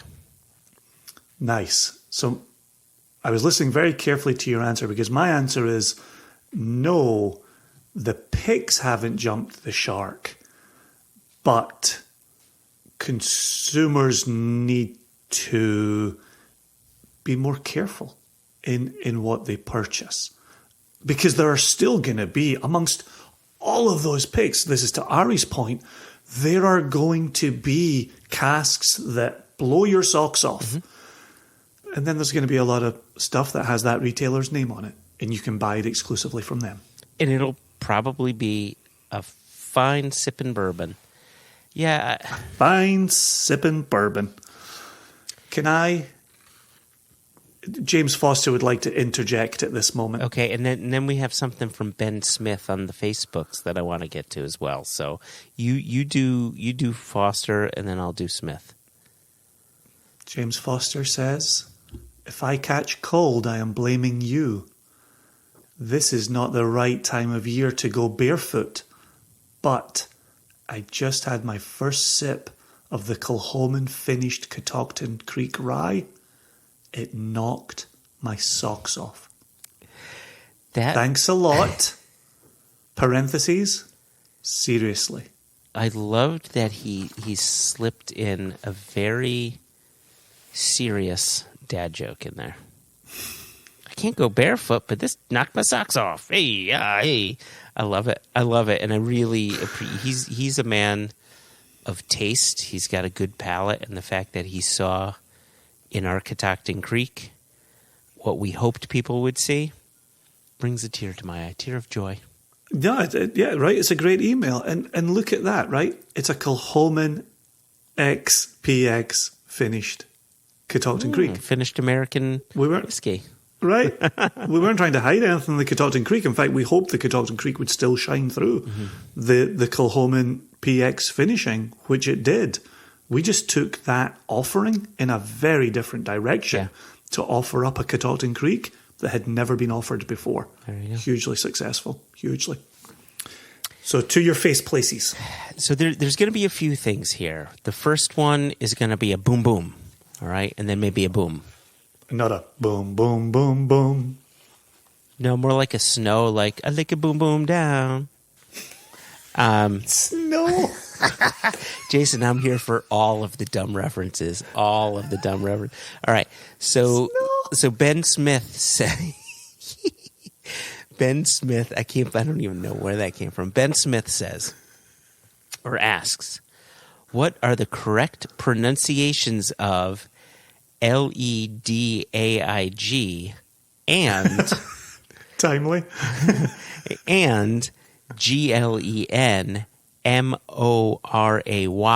in Scottish? And then finally, how do you say four, the number 4 in Italian? Well, we are now into the year 2022, and so this year's woodcut will be the coveted 4.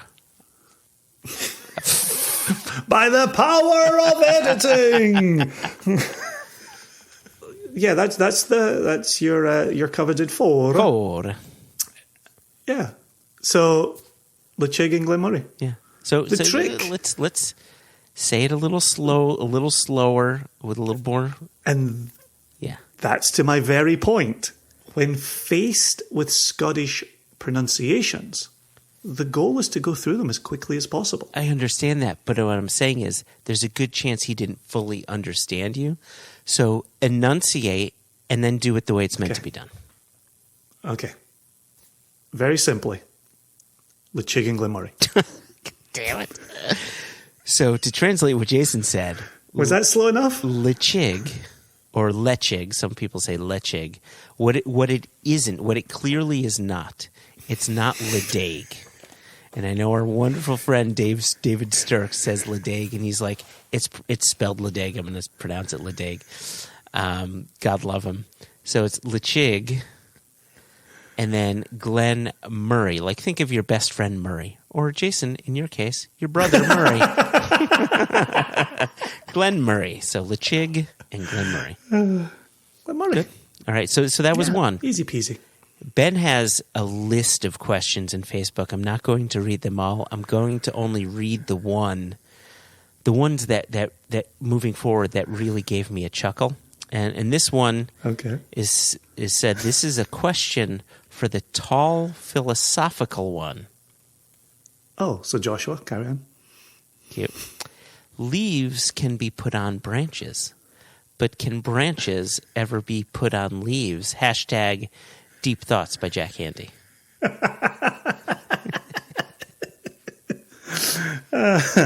No, that's against the laws of nature. That will never work. And then the next two kind of go together in a weird way. So I'm going to ask them both, and then I'll explain why I think they go together. Okay. Mm-hmm. Question for Josh, quote, Johnny Marr Hatton.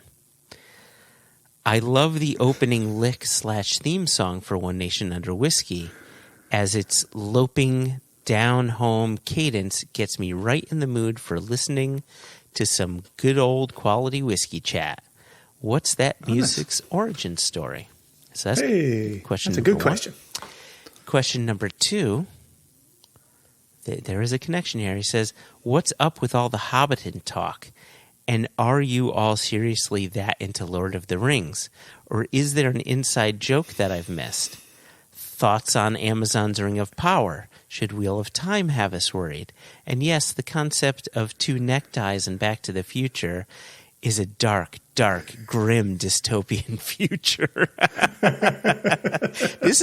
Ben is a person who listens to detail, and I quite like that. So, I just love the fact that when he talks about that opening riff, it settles him the exact same way it settles me. All right. Right? And I'm sure it settles you. I just don't want to put words in your mouth. Yeah. But I absolutely hear that, and I know what's coming next. Yeah, that makes me very happy. So yes, please, origin story. So that is from a song called Wooden Monsters from my friend's old band called Way Down, WEIGH, Down. And the album is Welcome to the Family Zoo. The album came out in 2004 or 2005. And when they wrote that song, the internal comments were basically, are we writing this song for Josh? Like, they all, as they were writing it, they said, this sounds like something Josh would listen to. And so when they showed it to me, they were like, we all think that we may have written this song for you. And so I've just... That's sweet. Isn't that nice? So there's that. And so there you go. Way Down. The song is Wooden Monsters, and the album is called Welcome to the Family Zoo. You can find it on iTunes or, other music services if you do other music services. And then the question about Hobbiton and Lord of the Rings. Now, here's the funny thing.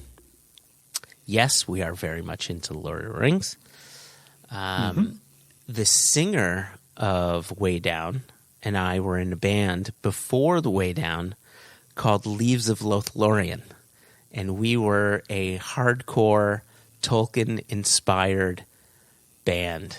A Tolkien-inspired hardcore band. But we were distortionless. And so we referred to ourselves as elfcore rather than hardcore. And I have a tattoo of Tom Bombadil on my arm. So I am very much into Lord of the Rings. I've tried Wheel of Time. Didn't really like it so much. I'm excited for Rings of Power. And yes, 2 neckties is for a dystopian future. Did you have anything to add, Jason? Also, huge LOTR fan. Never been in a elf core band. Don't have any tattoos. Read The Hobbit when I was 11, and that settled. There you go. Okay. Lovely. A lovely series of observations and some lovely questions coming out of it. Mm-hmm. So the listeners can't see it, but I can see your polo shirt. Uh-huh. And this question from Anthony Rivera, formerly known as Balancer, he does sign it. Anthony Rivera, Balancer, the French. And I don't know what the French part is, do you? The French? Well, I know we say like AF, like as a Frenchman. The French.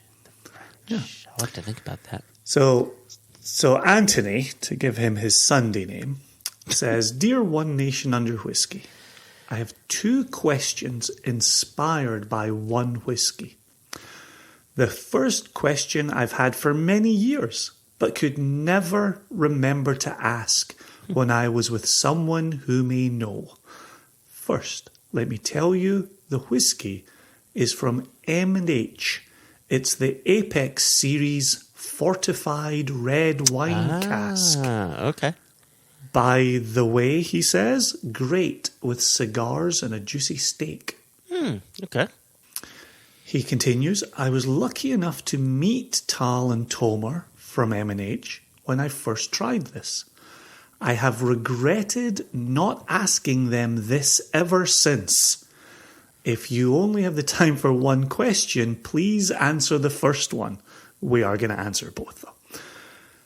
First off, the fortified red wine cask drinks as if it's peated or smoky. How beautifully does this tie into our Craig Ellicky comments, right? But, says Balancer, it is not a peated whiskey.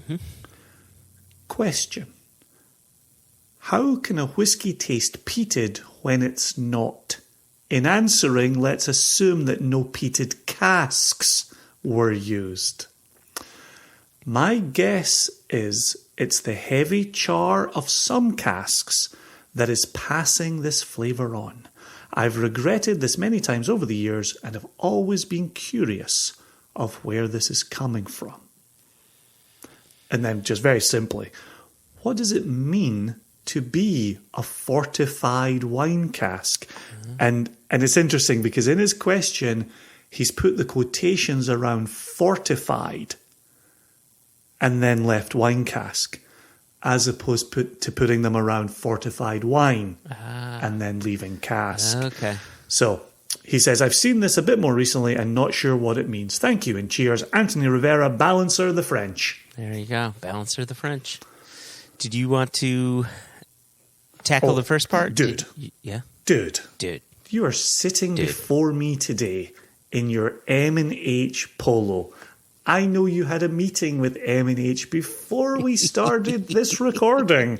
This is a question about M&H. This, my friend, is 100% your territory. Perfect. So, the interesting thing about that cask, and I would argue found more so in M&H's Elements red wine, is that you get this smoky element from a non-peated spirit, but specifically from the types of grape used to make these wines. So M&H, being a kosher producer, has to source kosher wine casks if they want their final product to be a kosher product.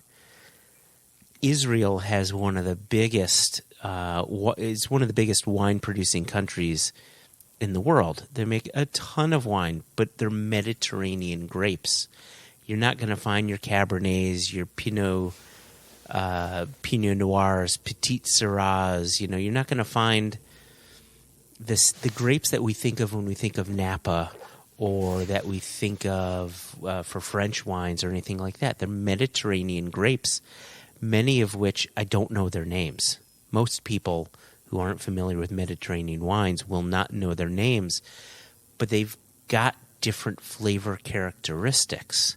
And so when I drink Elements red wine, I got the same thing. I got this peatiness.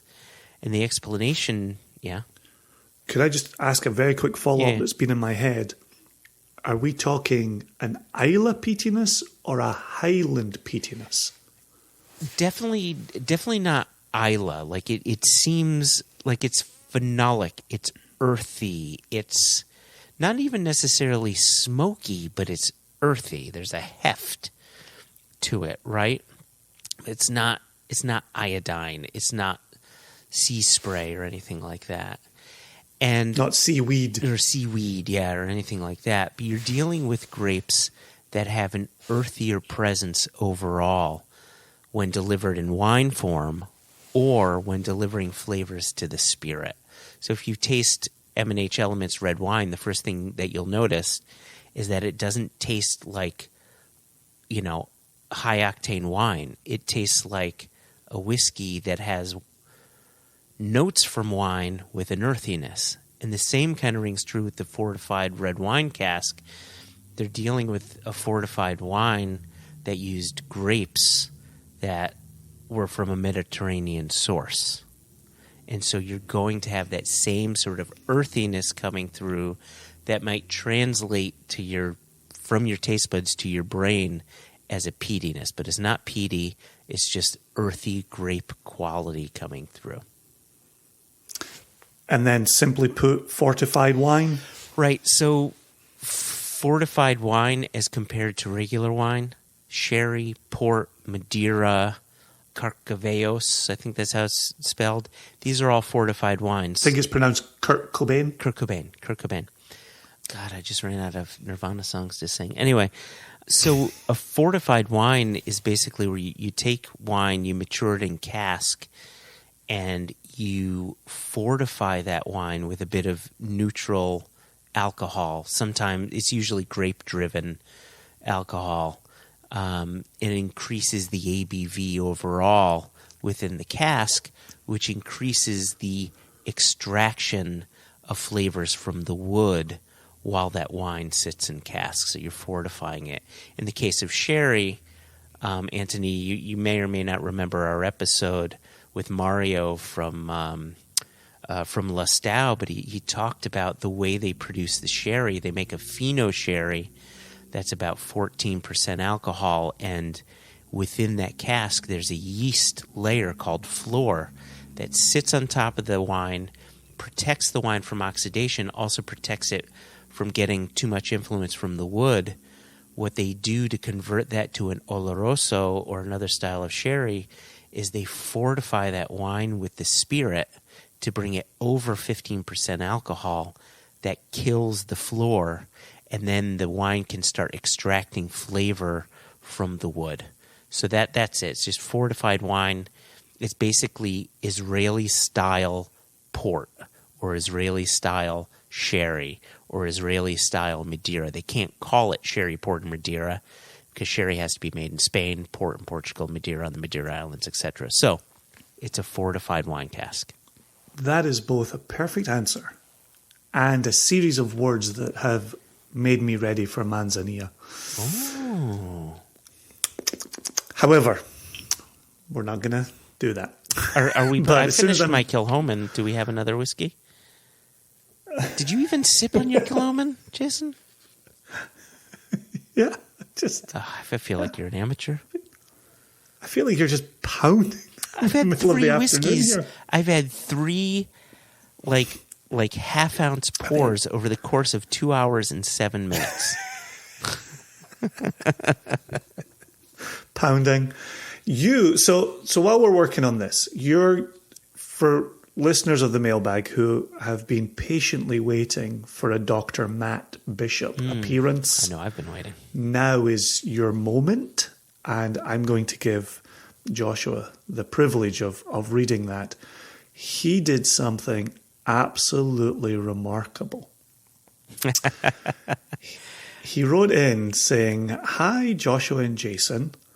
Please find attached my mailbag episode question. I hope you find it interesting enough.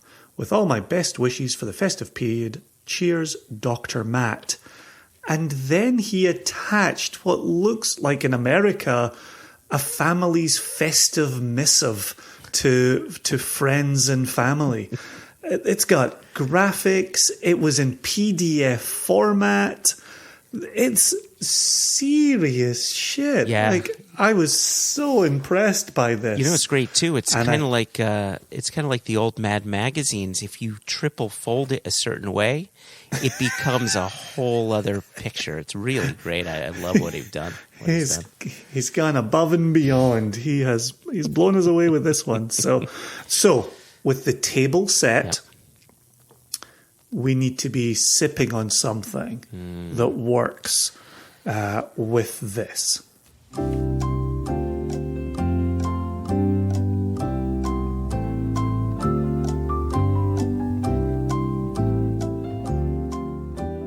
Before I start reading this, Jason, I'm glad you picked the bottle I did. Got our Single Cask Nation Mike Walsh Lafroig, 22 years in sherry. Not a bad whiskey to read this letter on. So here we go. From Dr. Matt Bishop. Dear Jason and Joshua, he's already got me upset because he knows. If anybody knows that it's Joshua and Jason. But his email said Joshua and Jason. Oh, so he's playing the field here. There you go. All right. He's an equal opportunity offender. After the scientific themes of my previous machinations, I thought that for my 2022 mailbag entry, I would turn my attention to a more literary and more philosophical question concerning the world of whiskey. Filling a brief hiatus in podcast offerings for my daily commute to Edinburgh, I listened to an audiobook version of George Orwell's classic allegorical tale, Animal Farm. It's been over 30 years since I read this novel as a teenager at high school, and I wondered whether it would have a different meaning to me now. For the nation listeners of the podcast that may not have read the book, it's a tale of an English farm that is taken over by rebellious animals, led by a pig called Napoleon. From the beginning, all the animals are equal and humans the enemy. But the story ends with the pigs asserting their power, wearing human clothes, walking on two trotters, and being, quote, more equal than the others. Written during World War II, it reflects the rise of communism and the struggle of the working classes. What about whiskey, I hear you cry? Well, as a teenage reader, any mention of whiskey in the story would not have held my interest, but now pricks my senses. I love his use of the word pricks. The animals of Animal Farm kicked out Mr. Jones the farmer, as he was often drunk and treated them harshly, and whiskey was his drink of choice. I have no doubt that George Orwell chose whiskey, as at that time it was drunk of the wealthier classes, and it was therefore no surprise to show just how, quote, human Napoleon and his band of megalomaniacal,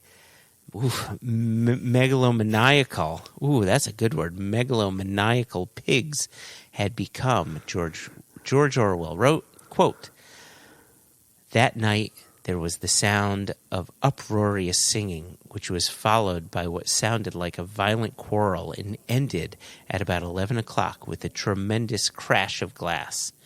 No one stirred in the farmhouse before noon on the following day, and the world went round that from somewhere or other the pigs had acquired the money to buy themselves another case of whiskey." End quote. Mm-hmm. So, comrades Joshua and Jason. Look at that. I just assumed he would say Jason and Joshua because of how he opened it, but he really is an equal opportunity offender and confuser. Here is this year's mailbag question from me to you.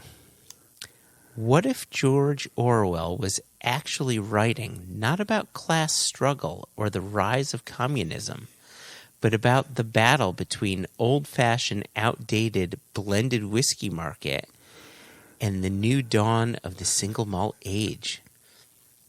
Is it just a coincidence that when Napoleon and the other pigs made themselves the ruling elite, they rose up onto their hind legs and kept walking? Oh, that's funny. Discuss. And then he says, oh, that's so good. He says, I am as ever in your debt for the joy you have brought me over these troubled months. Cannot be repaid. From Joshua's cherubic chuckles to Jason's wizardic wanderings, I thank you both for your time and effort in such a simple thing as a podcast. Yours, Dr. Matt, East Linton, Scotland. Let me just say it's always the wizardic with Matt. It's always to the wizardic. So what I love about this correspondence is the whole purpose of this treatise was for Dr. Matt to make that keep walking joke. Like, I know that when he was listening to this audiobook on his commute, as soon as he heard kept walking, the mind started, the cogs started turning in his mind, and I'm deeply honored that he thought of sharing it with us. Samesies. He has an interesting number in here. It had been 30 years since he read it in school as a teenager. It's been 30 years since I wrote a high school treatise that was titled Oppression and Depression in 3 George Orwell novels. And I chose 1984, Animal Farm, and The Road to Wigan Pier. Wow. And at that age, I was just watching Tara Jones say, "Help, I'm being repressed."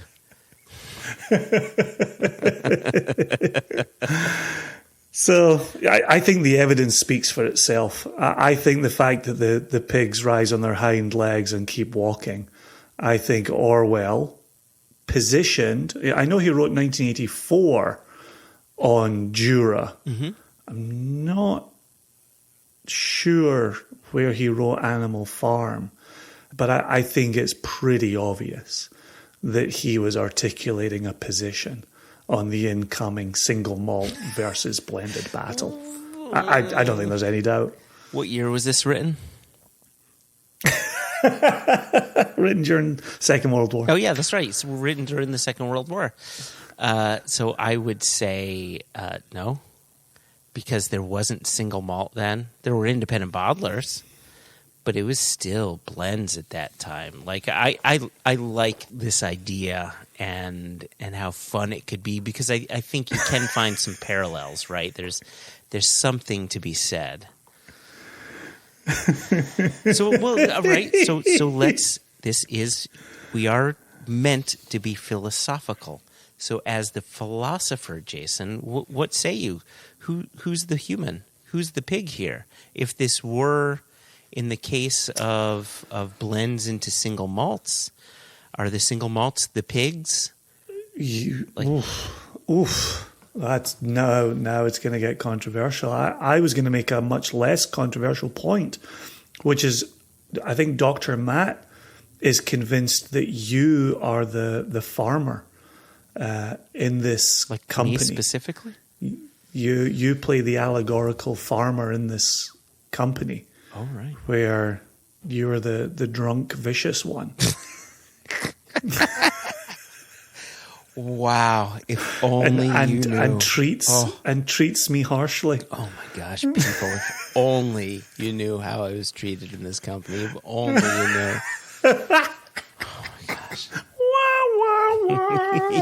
Poor Joshy. Listen, that was tremendous, absolutely tremendous. I loved that exercise by Dr. Matt. But,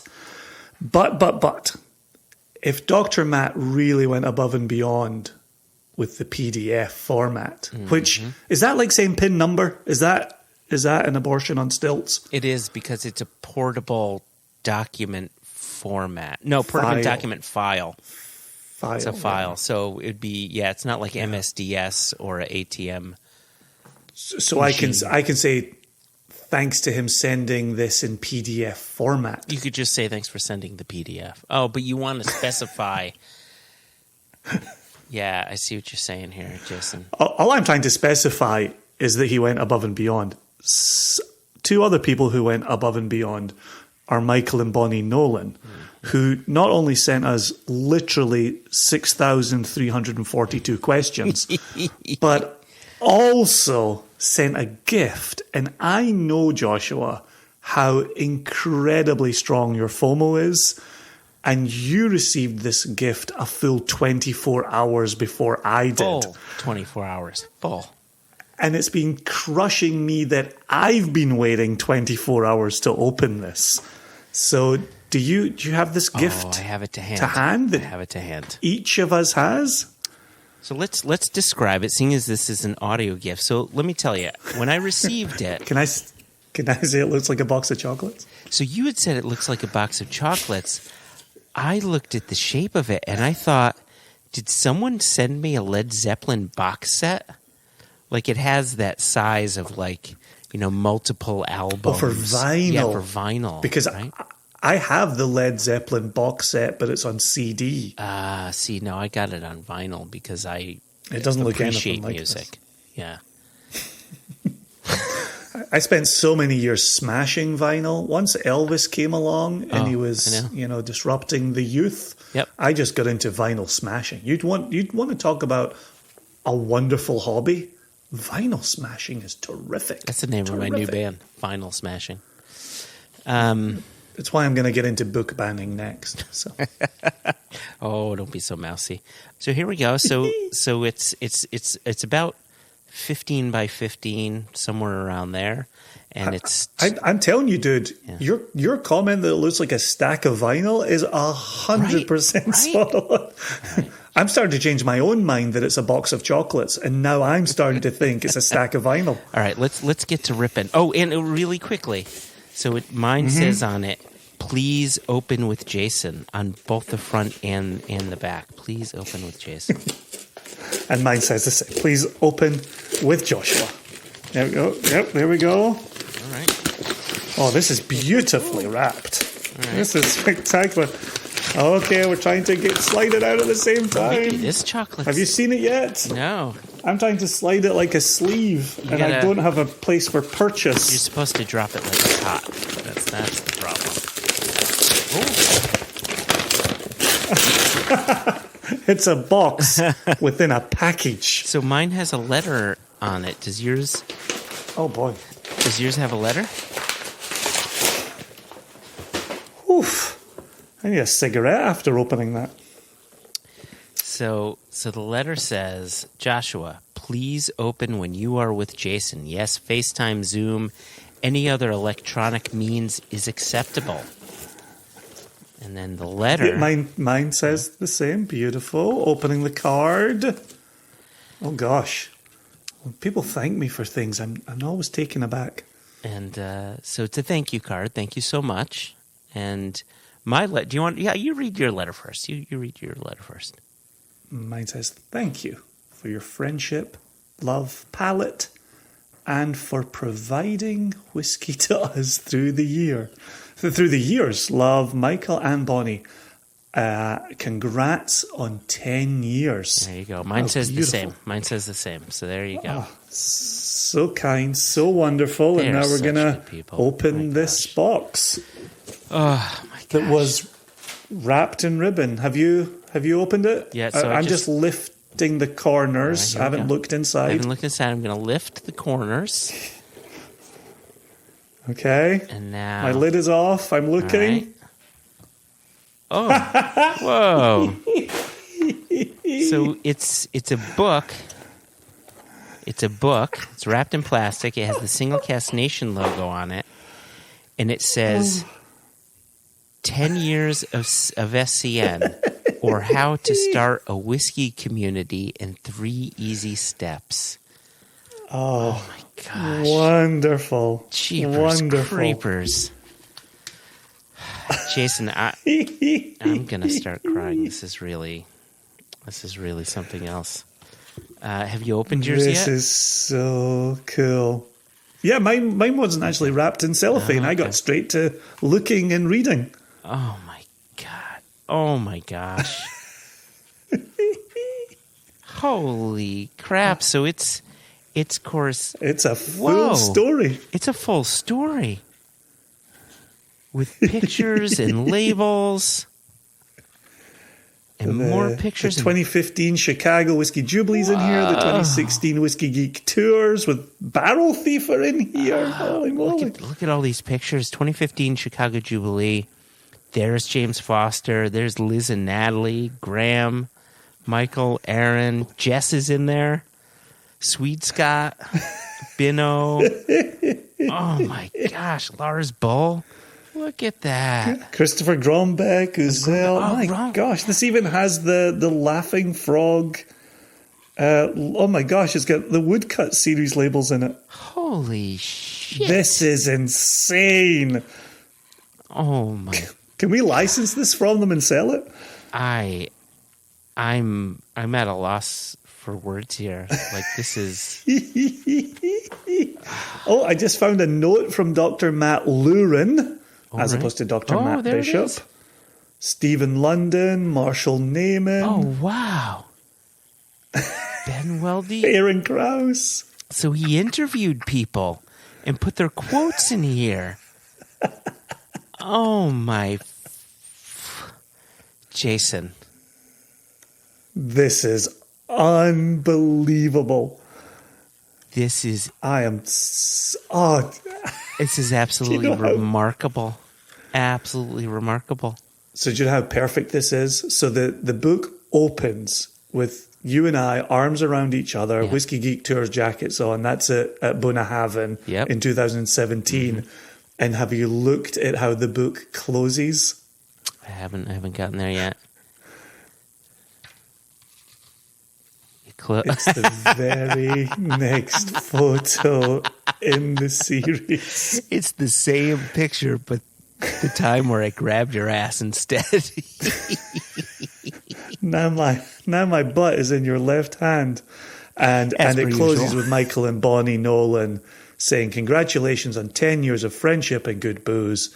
We love you guys and look forward to the next 36 years of SCN." Double high. Oh my gosh. A million thanks. Michael, that Bonnie. is unbelievable.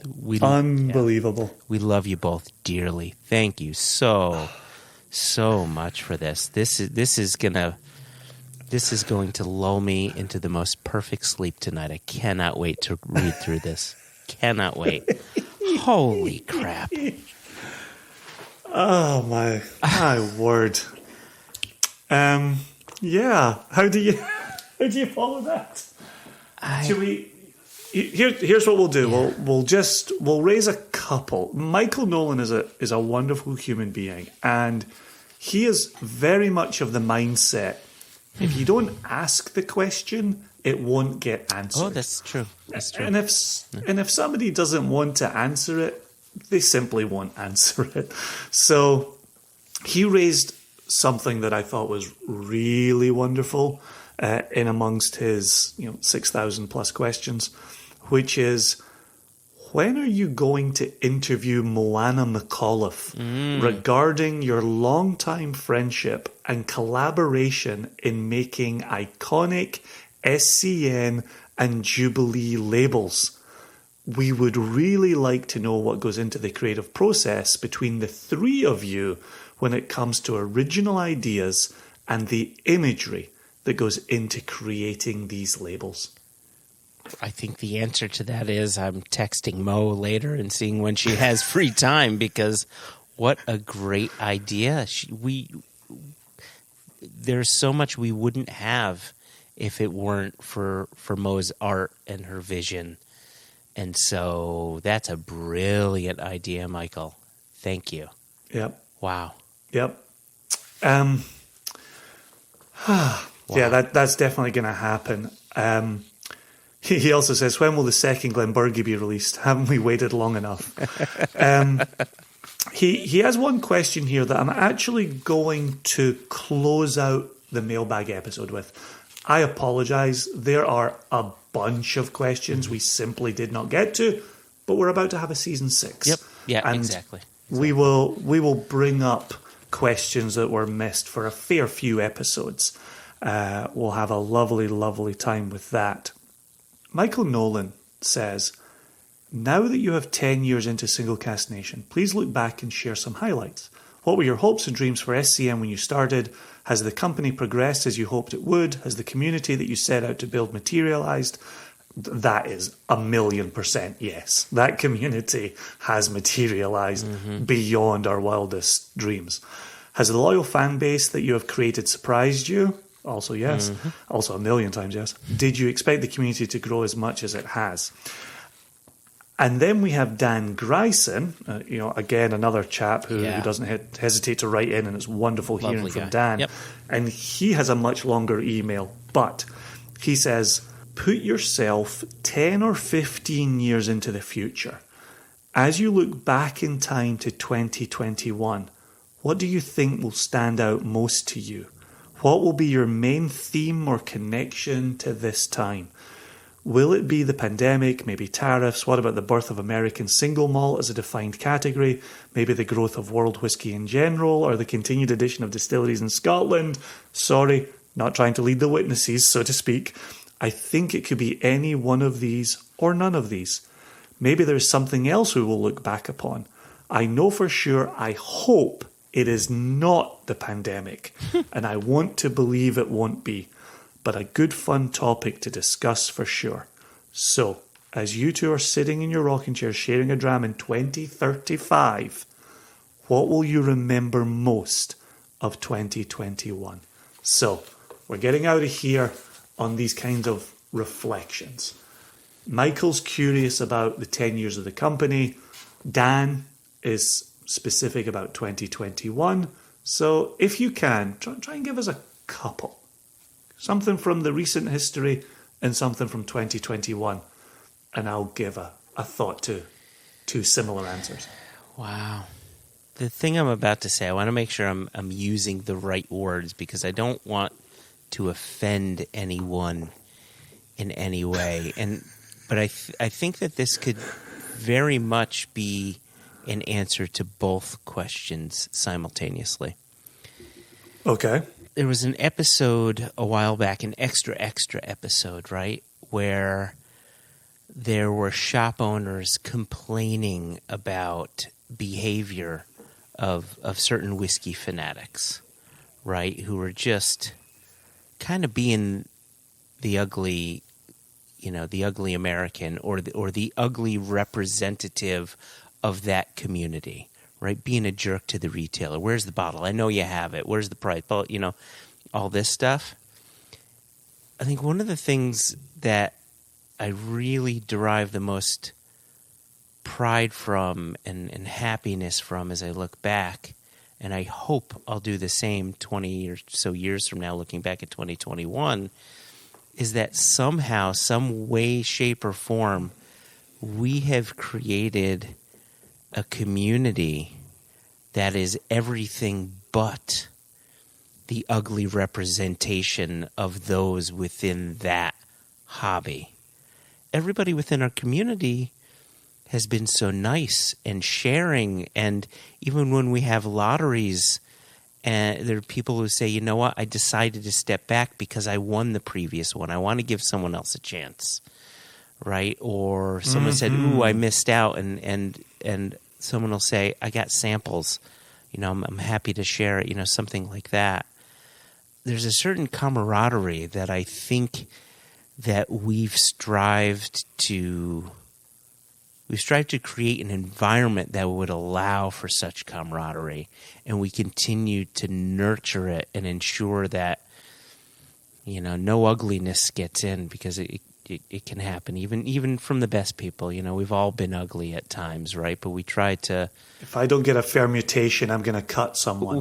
Exactly. You've just become the ugly person there. But that's it. I look back and I think to something, you and I said this a while ago, and we said it kind of jokingly. It was, we're not sure if we would have ever gotten in the business of whiskey if we knew we had to deal with customers. And the fact of the matter is, we're happy dealing with our customers because they're all damn good people. We don't have that complaint. Everybody, for the most part, are so understanding, so helpful, so connected with one another. And what we have on Facebook, which is really just a small part of the community, is a good reflection of what we've helped create. So I think that is it. It's the community. It's the people. It's always back to the people for me. Yeah, my answer is a perfect mirror of that. It's the C word that we are allowed to use, right?